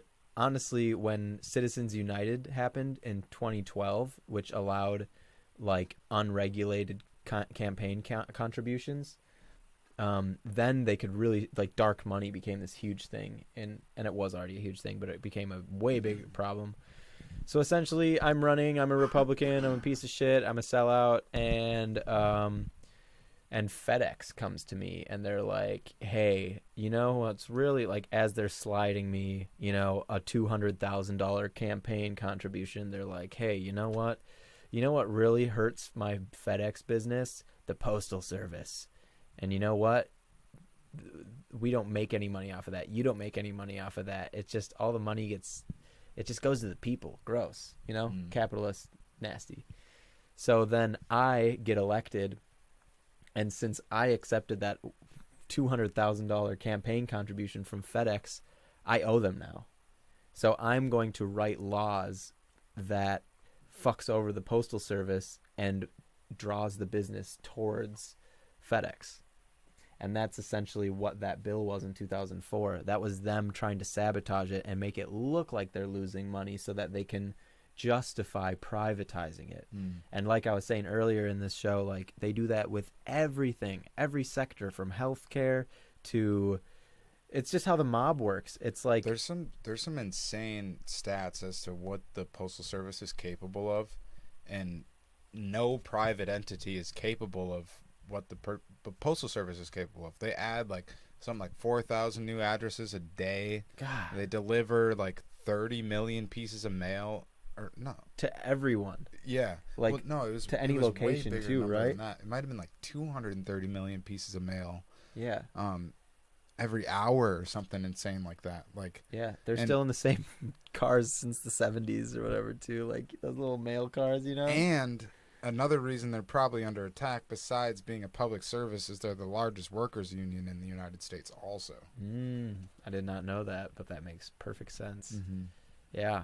So, I mean, before Trump even came along, Republicans were trying to destabilize and sabotage the Postal Service so that they could privatize it and put it in their friends' hands. And again, that's what they do. That's what oligarchs do. That's what capitalists do. They want to loot this country of every dollar. They want our money. And right now our taxpayer money is going towards, is being used well, and it's being put efficiently into resources that benefit us. So imagine our money going to the government and then coming back to us equally as a service or a value, like it's equal. But what they want to do, they want to intercept that dollar and take our taxpayer money by privatizing it. You know what I mean? Mm-hmm. So it's just, again, I'm not saying it's a one party thing, but it's just capitalists, like pharmaceuticals, healthcare, like they do it all over the place. I might get arrested for this in 2021, but we should just like quit using the US dollar and come up with a new currency. I was actually just reading about Gaddafi and how we fucked him up for trying to do that same thing in Africa. But yeah, wasn't that a Hillary Clinton thing too? Taking out Muammar Gaddafi. She was the head of the State Department at that time, I think. Yeah. That was some Obama admin shit. Yeah. Okay, let's keep going through this. That was also a coalition of multiple countries wanting to fuck overthrow up Gaddafi. Yeah, because he was threatening the dollar, and we're not the only ones who use the dollar. Anyways, so yeah, we're all kind of aware of the post office stuff that's been very like popular in the news, and essentially it's a lot of things, but essentially he's trying to sabotage mail-in voting, because if he can convince all of his followers to vote in person, then he can effectively sabotage mail-in voting without affecting his vote. You know what I mean? Mm-hmm. Yep. So that's one of the things. And he's trying to encourage his supporters to poll watch. Yeah, which is illegal in Minnesota. Well, I think it's illegal in most states, because, I mean, he's not saying it explicitly, but it's essentially intimidation, voter intimidation, and that's illegal, I think, in all 50 states. Absolutely. Yeah. That's just another angle, and he said that during the debate, and he keeps tweeting about it. I'll get into this at the end, but people are going to get hurt on election day and after election day, and it sucks, but it's going to happen. Yeah, I mean, we're at the point of no return at this point, For a while I had this like somewhat naive like thought that, if we just unified and came together, we could subvert this politically charged violence that is right on our doorstep right now. Like it's if I'm at my front door right now, that violence is walking on my pathway. Like it's coming up. I'm fucking waving to it as it just arrived at my house. We're literally at the point of no return, and Yeah, so I'll get into like what I think is going to happen after this final agency, which, yes, even the National Park Service is being sabotaged and used to steal this election. So man, that sucks. I love the national parks, man. You can't taint the parks. So the main thing with this is that they're using the National Park Service to assist in taxpayer-funded staging of campaign events. Now, this isn't like as directly kind of heinous as the other acts, but this is still bullshit, So let's talk about it. Via former oil industry lobbyist and Secretary of the Interior, David Bernhardt, most recently the NPS, the National Park Service, produced what appears to be a campaign ad with no other purpose than promoting Trump. In fact, the words President Trump in all caps are the first words to appear on screen. The video likely breaks the law. And the law is the Federal Anti-Deficiency Act prohibits the use of federal funds for purposes other than those Congress has authorized. Another example, we just spoke about Trump doing the anti-coronavirus ad with $250 million of taxpayer money because Congress did not authorize that. And Congress is elected by the people, so we didn't authorize the use of our money, essentially. Then the Interior Department cannot legally create campaign ads. In addition to this general prohibition against using the funds for unauthorized purposes, there is an express prohibition against propaganda. So additionally, the National Park Service allowed Trump to take over Mount Rushmore National Memorial for an air and fireworks show, ostensibly to celebrate Independence Day. So disgusting. In reality, Trump used the event to rail against Democrats, promote his statue protecting executive order, and warn of left-wing cultural revolution. Put differently, it was a campaign event in the middle of a national park. Illegal. So again, and here's another example of the Park Service. In June, U.S. Park Police, who are officers of the National Park Service, took part in forcibly removing peaceful protesters with tear gas and rubber bullets from the area in and around Lafayette Park, a national historical landmark and public place, for the president's photo op with a Bible. And in 2019, the Park Service used $2.5 million in fees paid by national park visitors to fund President Trump's Salute to America celebration in the National Mall. Yeah, it's another example. They're using taxpayer dollars for campaign purposes, which is against the law. They're also, park police are an extension of like the war on poverty too, in a lot of ways, because it's the park police that are doing like homeless encampment and evictions. Yeah. And taking bulldozers and bulldozing these people that have no property, the little bit of property that they have, and bulldozing it. It's the park police that are doing that. It's nothing is more disgusting, and that's on the state level. So like that, yeah, that's like going outside of even this Trump conversation. Like the hatred towards people who don't have a home, like, and that's a class thing. It's so many things. Mm-hmm. It's a very clear sign of a lot of problems we have in government. Like we have a class divide, a racial divide that is brewing, political divide. Yeah. Like, holy shit. Yeah. I honestly, like, it blows my mind. Well, I guess it's kind of evident that capitalism needs poor people to function. A capitalist society needs people at the bottom. Well, for anyone to capitalize, there has to be someone being taken advantage of. Right? Yeah, that's exactly right. So like, it's so evident when you have a state government with millions of dollars that could easily solve this homelessness problem, and instead they go in and they bulldoze these people's only possessions and take away their only place they can live. In fact, quote unquote, like anti-homelessness measures they take are just the most disgusting fucking things I've seen. Like they put spikes on sidewalks in Lower Town and downtown St. Paul. Slanted benches. They play shit on speakers. They like play a whining beeping sound on speakers in Lower Town St. Paul to deter people from sleeping on the street.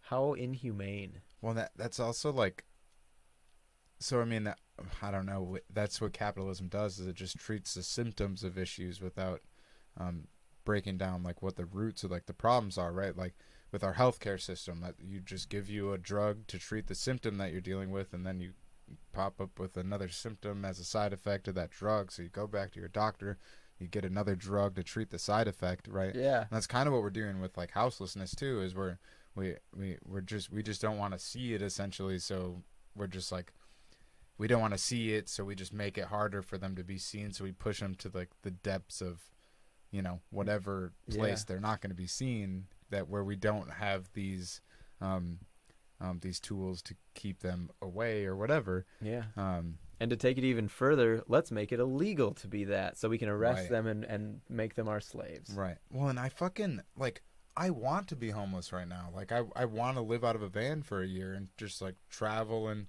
do some like photojournalism across the country, across the world, or if I can get there, right? That was like for a long time, that was one of like my goals and plans. Like, and like you said, in a lot of places it's like illegal for me to live out of a van. Yeah. That's insane. Why, if I choose to live out of a van, just let me fucking do it. Yeah. And I mean, we could go on about how they want you in their system so they can exploit you as much as possible. Mhm. You know, like if you're off the grid, then they can't track you. They can't. You're not working a job in their capitalist system. You don't You know, like benefit them. they don't want people free, and it's yeah, they don't want people to be independent. And So who's they in that regard? the people, I know it's funny, like people think there's like a group of, like, whether it's like Illuminati or like some group of people, but it's literally, it's the boardrooms. It's the dudes who own McDonald's. It's the dudes who own the private prisons. And then, like I said, they help the officials get elected, and then the officials enact the laws that benefit these one percenters. Mm-hmm. And yeah, Which is so insane because there are like democratic workplaces that like everyone benefits even more than some of these capitalist like systems or environments, like where like worker happiness is up. People you make more money. Your business can be more productive because your workers are happy. yeah, Which in turn is going to make you more money in the long run, right? yeah. Like I don't understand why that is. I mean, maybe that's the norm we're hopefully shifting to in the long term going forward if we can get through. Yeah, what you're describing is communism, actually, which is a big no-no in America. Well, because not necessarily communism, because there are. It would be like in some ways a form of like socialism, right? But it isn't necessarily full on socialism. They can still operate without like that perfect distribution of. yeah, well, I think the one of the core values of communism and like Marxism is the worker owns the means of production. Right now, and how America functions is you have one person who runs a company with a bunch of employees, and the employees bring everything. They bring their labor, and all of the profit of their labor and their productivity goes to one person, who then divvies out this tiny remainder of the profits to the people. That's capitalism. Mm-hmm. I was just thinking that's like how the office of the president kind of works too. Is like he's just one person at the top, and it just kind of like trickles out from there. No, that's exactly it. Like, that's essentially capitalism. So when you were describing, like, there are companies where people get paid more, they have more rights within the company. Like, that's literally, I think that's like Marxism, essentially. It might be Marxism, but not necessarily communism. And I'm not sure exactly where the line is drawn there, but I know that communism has never worked historically. So, well, yeah, I mean, like, maybe because it's been undermined and there's been a large power grab by a hostile power that rose. Yeah, and also as a capitalist country, we've done everything to demonize communism in every form of education and media. Like, it's, I mean, McCarthyism, like the Red Scare, all that stuff. And I'm no expert to speak on communism versus capitalism, but yeah, I mean, how is capitalism going? Let's Yeah, you know, sure. that's all we have to do is what like works. I mean, right now though, the state of affairs in the United States is we have the highest quality of life that's ever been had in human history. So it's kind of been the most effective up to this point in time. I think we are.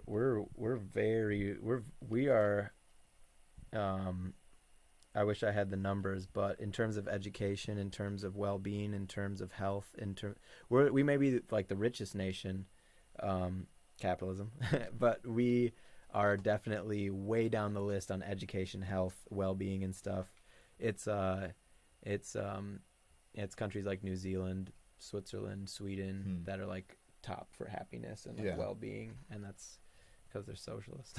How do countries like that how do they resist the power grabs of these oligarchies? Do we have any idea? I mean, or are they under the control of some of these powers? I think they are. I don't really know, but I think like Sweden, for example. Yeah, like let's look at some numbers. Like, so Finland for the third year in a row is the number one when it comes to happiness. And then we have Denmark, Switzerland, Iceland, Norway, Netherlands, all in the Sweden. same region. Yeah, they're literally, they're all like Neighboring countries. Yeah. What is that area called? Not Slovak. It's basically where Minnesota, a lot of Minnesotan settlers came from these areas. But yeah, when we look at like, Is that why Minnesota's so nice? Or so we think. we're all a bunch of like Norwegian and Swedish farmers that came over. Yeah, like all of these places are in the same area, and maybe it's because they weren't touched by Asian, Eastern European, and Western. They're just in the middle. They've stayed independent. I don't know. That's a really really good question. Be curious. I would encourage like all of us to just read Marx, Just read. just read. Yeah, fucking read. But yeah, communism, socialism, and capitalism are all very misunderstood, and literally like, no exaggeration, like every problem our country's facing right now is like pretty much a direct result of just capitalist bullshit. Yeah, Mm-hmm. like the reason a bottle of insulin costs more than a PlayStation 5, capitalism. Mm. You know, the reason a potential COVID-19 vaccine will cost thousands of dollars, even though it was made with taxpayer money. I wouldn't even want it. Would you want a COVID vaccine? Or that's a good question. I haven't thought about that really. I don't take a flu shot. Not from the Trump administration, at least. Right. Well, I don't never take a flu shot. Right. And I haven't contracted COVID yet. But we also don't really know, like, honestly, the origins of COVID and how dangerous it is and the long-term effects. Mm-hmm. Like, there's a lot we don't really know of coronavirus. And Oh, yeah, seriously. yeah.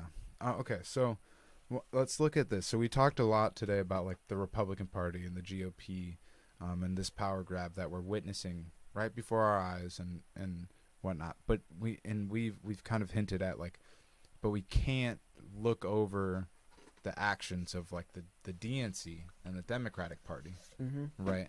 So, from your perspective, like, in what ways, off the top of your head, has the DNC also been complicit in corruption and, you know, what ways do you think Trump's claims of an attempted coup could be substantiated if someone looked hard enough? Yeah, so first of all, to address the Trump's claims of a coup, like, all people need to know about that is that people are investigating and are going to bring down and reveal Trump's crimes, right? Like, they commit crimes every single fucking day since the 80s. So those are all going to be exposed, and they're being exposed every day. So if Trump can successfully say that, oh, they're not taking me down, it's a deep state coup, then he can convince people that it's illegitimate what the FBI is doing. Mm-hmm. So, like, there is no, I can say there is no, like, deep state or democratic coup to take down Trump. They're doing it by the book. They're doing it by the law. And the reason they can get sabotaged so easily is because they're doing it by the book. If, for example, with, like, the impeachment hearings, they had to give the Trump administration all these opportunities to come and, like, answer for subpoenas before being able to take the next steps of, you know, like, possibly charging them with obstructing Congress and stuff. So if you don't play by the rules, then you are just as bad as the people you're trying to take down, right? Right.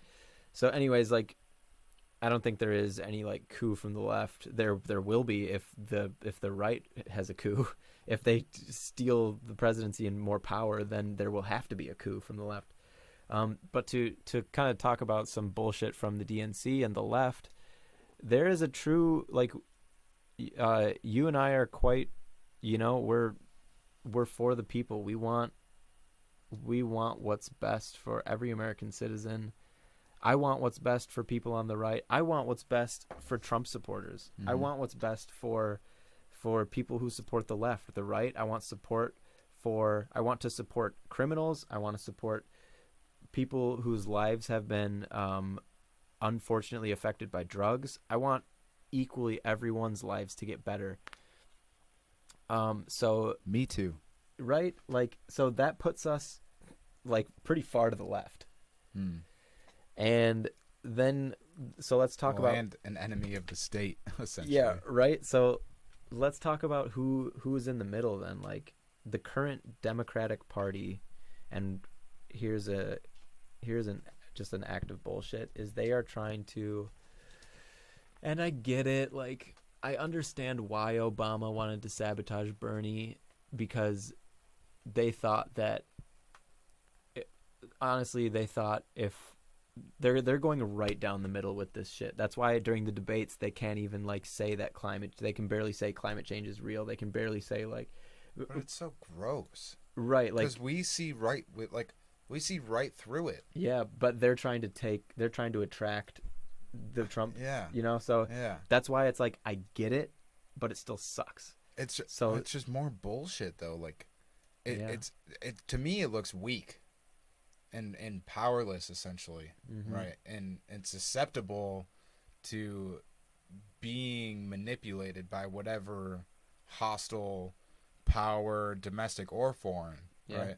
So I'm not, I don't want Trump to be president, but I'm definitely not gung-ho about Kamala Harris and Joe Biden, of course, holding that office either. Yeah, but and I don't think anybody is, right? So yeah, for one thing, it's we're kind of beating a dead horse by saying that, even, but it's like, yeah, they know you'll still vote for him. They know you'll still vote for him to get. I mean, hypothetically, they know you'll still vote for him to get Trump out. So they're just playing it safe.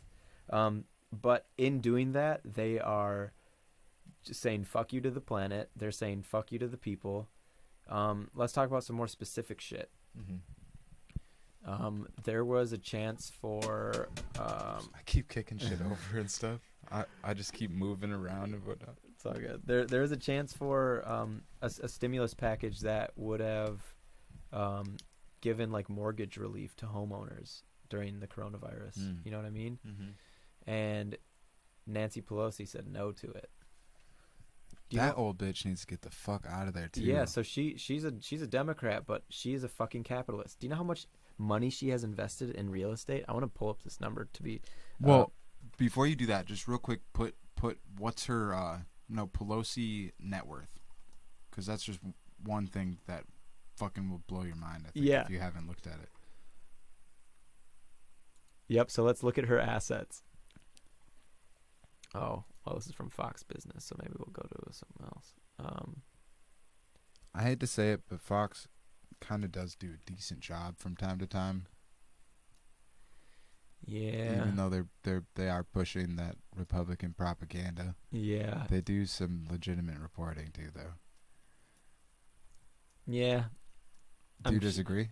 Well, I would counter that by saying, like, yeah, the Nazis made a lot of medical advancements too, you know. Like it doesn't They also made meth, so right. Shout out Nazis. Yeah. Just kidding. So we get torched for that one. Yeah.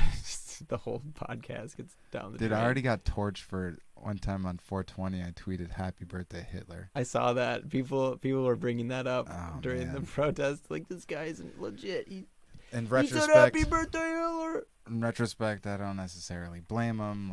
But at the same time, anybody that knows me just fucking knows I'm fucking kidding, and I love everybody, and I want to see the best for everybody. I'm not a fucking Nazi. Yeah, people will. All right, so Nancy Pelosi's assets.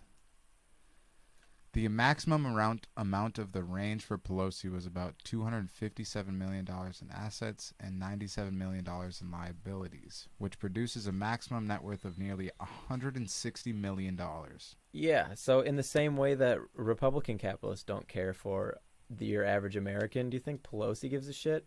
Check this out. She has $45 million in real estate assets. Fuck. So if she is if a bill comes at her desk saying this is going to grant mortgage relief for Americans, do you think she wants to sign something that's going to affect her bottom line? $45 million in real estate, and she's not going to do that. So No. just a quick example, Democrats do that too. Or another example, I think like 2 or 3 years ago, like Cory Booker voted against allowing foreign countries sending like pharmaceuticals over. Like that would have dropped the prices of insulin if Canada could import insulin. Yep. Like Cory Booker voted against that because he got a donation from Big Pharma. Gross. It's just like they're all doing it. They're all capitalists, Yep. and they're gonna they aren't listening to the people who want to make this better. What's so wrong about ending super PACs? Just because the people that. Well, I mean, answers it, or the question answers itself. I guess, it's dark money. Like you can't track that, and then you can get big lobbying groups and foreign people doing it mysteriously.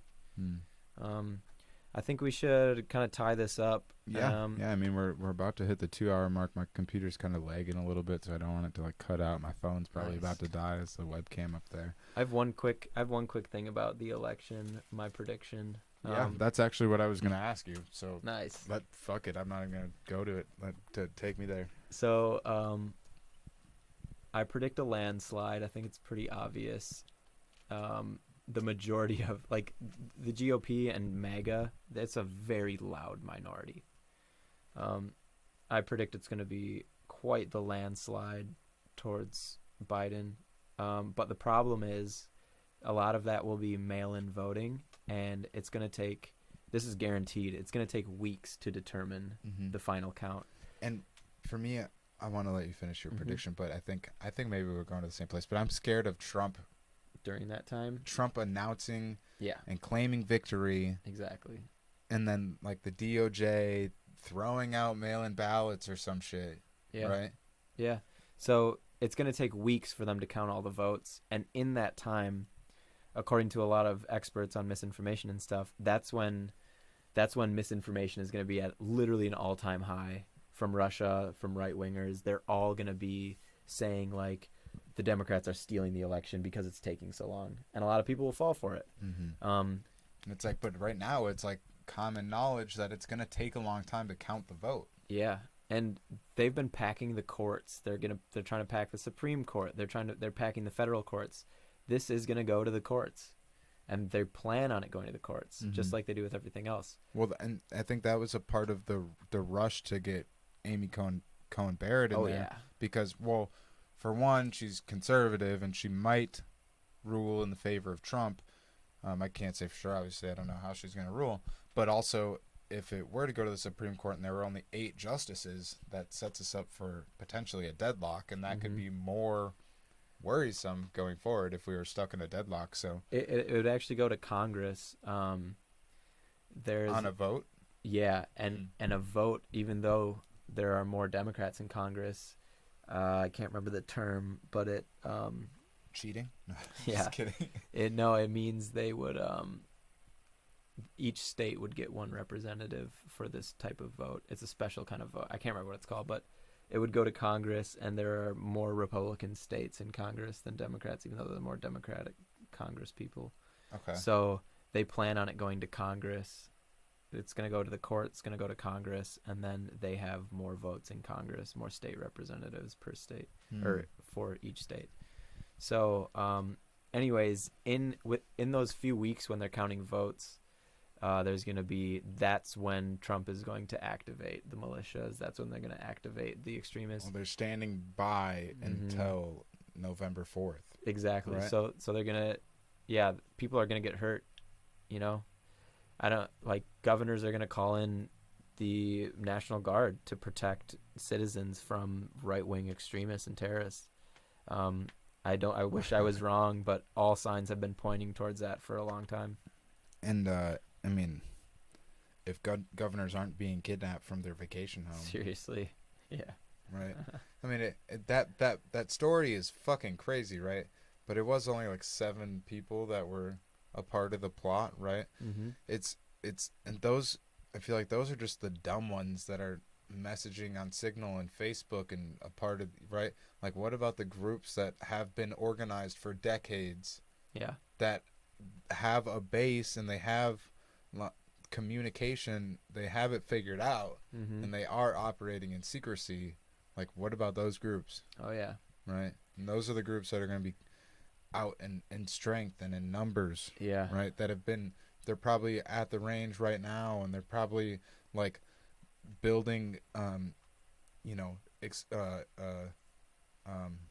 explosives. And, yeah, I mean, fuck. Yeah, they've been preparing for this. And it's going to be it's going to be an attack specifically on Democratic-run cities. Yeah. Right? Oh, yeah. Portland is going to be target number 1. Maybe Minneapolis, actually. Minneapolis might be like. Well, if you look at what Trump and Barr were doing, remember Barr recently just labeled Portland and Seattle, New York as anarchist jurisdictions. So they're setting it up for that. I honestly think we're good in Minneapolis. I think we're safe in the Twin Cities. I don't mean targeted by like federal troops. I mean targeted by militia groups because we're relatively because of George Floyd though, and that kicked the riots and us having been under the microscope late May, early June. Like there's some people that I think might mobilize here. Yeah, I think that's very, very possible and real. I think it's places like Michigan. We gotta save Minneapolis. They burnt that city down. Yeah, right. They're too afraid. They're too afraid to come into Minneapolis. I think we're pretty safe because I've been contemplating that. Like, how do I protect myself? But then I'm like, I think we're good in the Twin can't Cities. Even possess a gun because I'm on felony probation for these bullshit cannabis laws. Granted, we had like 6 pounds, but still, I can't possess a gun. And that's the thing. All the people on the right can't possess a gun either for whatever their crimes, but they're still going to go do it and get an illegal gun because they're willing to break the law for that. And I'm not. Really. Yeah, right. But I mean, I might be driven to that point. Just kidding. You know what I'm saying? Yeah. You know what I'm saying? So I guess my concluding message is, I know it's lame to say vote, but definitely vote. And I understand that a lot of people their vote has been suppressed. So, yeah.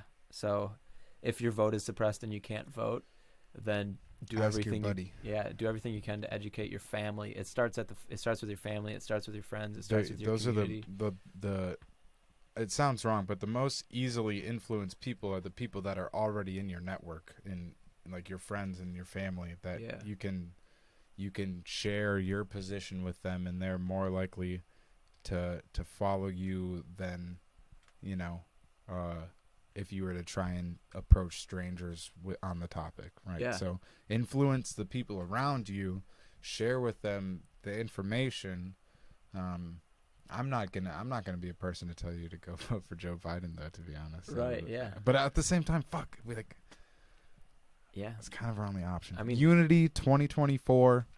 Next time, we'll get it next time. Tulsi Gabbard, Andrew Yang. Dude, Tulsi's. I hate to say this, but Tulsi's in the Is she compromised? Russian web. Yeah. Really? Yeah. All right. Well, we'll have to get into that next time. I hate it. She's an Assad apologist, and she parrots. She has released quite a bit of propaganda that's timed with Republicans and stuff. So I don't know how, but she's in there.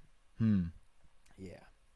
She put out a specific video on how Trump committed no collusion and all that shit. Yeah. Like, she's in it. I hate it, but she's in it. Yeah, and she boosted the Project Veritas story too. I'm pretty sure she's in there. All right, well, this was the first live edition of the We Are One podcast. This went pretty smoothly. Yeah, I like the fucking phone thing. Is kind of, my phone is the webcam right now. We're sitting in Michael's home studio. What is he? Yeah, no, it's my. This is where the magic happens. It's where the magic happens. It's a vibe down here. 2 hours in, I appreciate anyone that listened to this far, anyone that tuned into the live video. I know personally I fumbled a little bit, but nice work, brother. You did great. To finish my outgoing message. Oh yeah, my bad. Don't only vote and educate your people in your life, but you gotta make sure you're safe for when shit hits the fan. Like if that involves arming yourself, just get good, get right. Make sure that you can that you're ready for prepare for the worst, expect the best, but prepare for the worst. That's all I'll say. And fucking help your neighbors. Yeah. Play nice. Don't be hateful. Lead with love. If you approach me with hate, I'm gonna beat your ass. You know what I'm saying? So just like approach me with niceness, and we can be cool. Even if we disagree, we can have discussion about our disagreement. Yeah, there's humans behind these opinions on social media. I just gave my gave my number to this MAGA dude, and I was like really trying to figure out where his views were coming from, why he felt like he was disenfranchised, essentially, because the people who have been caught in this MAGA web, they're just disenfranchised Americans who were sold a lie. And if you view it like that, you can get to the bottom of why they support that shit. And this dude was like insulting me, and in response I gave him my number and I told him to hit me up and maybe we could have like an actual phone call about these things sometime. I saw on his page that he was a frolfer, so I was like, dude, let's go throw around before together. It's too cold out. Yeah, and this dude is like apparently my enemy, you know, and I reached out and talk to him on a human level. And if we all do that instead we got to like see each other through our experiences, because it's something I've been echoing recently, is that we don't know human makes irrational decisions intentionally. It's not, like we don't do that. So we have rationalizations as to the decisions that we're making, like where our experiences, the information that we're receiving, all of it feeds into us responding, right? And so we need to understand as to how people get to the point where they can make whatever decision that it is. How is something that Michael's doing that to me is irrational, how is that rational in his mind? If I can understand you on that level, then like we can, you know, discuss it going forward. Or I can at least, at the very least, understand it and see you as a human being, but also like I can conquer, or not, I don't want to say conquer, that sounds crazy, but I can defeat your bad idea with a better one if I'm prepared to do so. But I have to be able to understand why you think the way that you do. Yeah. And I need my inhaler. I can hear myself wheezing. Or let's like leave with a quick example of that. Like for example, let's say someone from rural Minnesota says something like all lives matter, you know? Here's where this may have come from. Like, I could react and be like, that person's racist, fuck that shit.